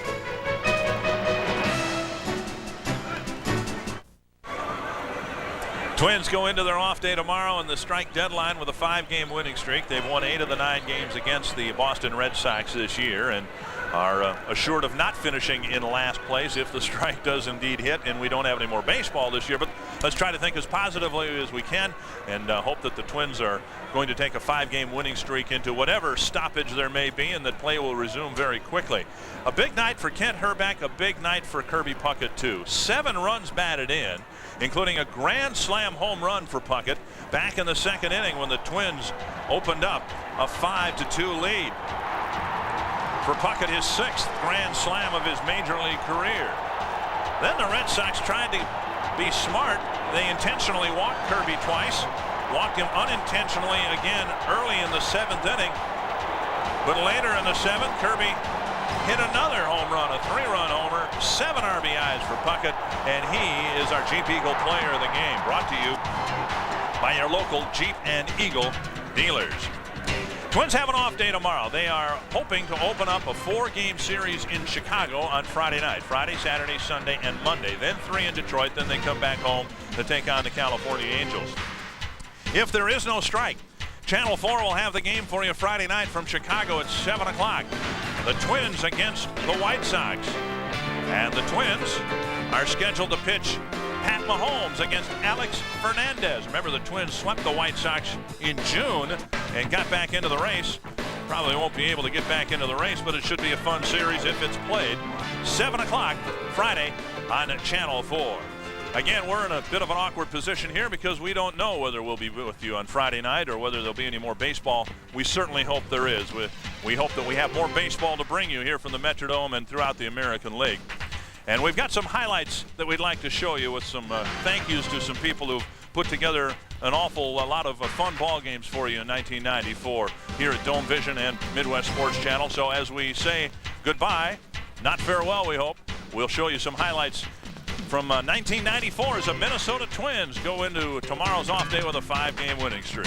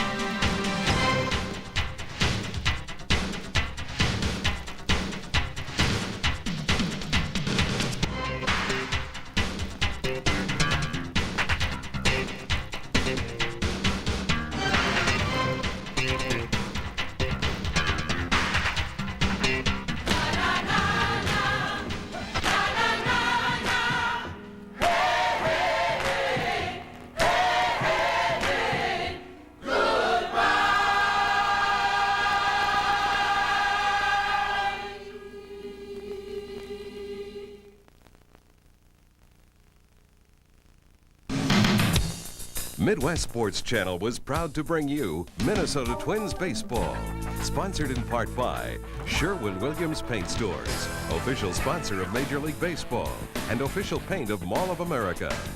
By Toyota, I love what you do for me, Toyota. By Snapper, anything less just won't cut it. By Champion Auto and Crown Auto Service Centers. By the new Dodge and your neighborhood Dodge dealer. We're changing everything. And by Pabst Blue Ribbon Beer. This copyrighted broadcast is presented by authority of the Minnesota Twins and may not be rebroadcast in any form without the express written consent of the Minnesota Twins.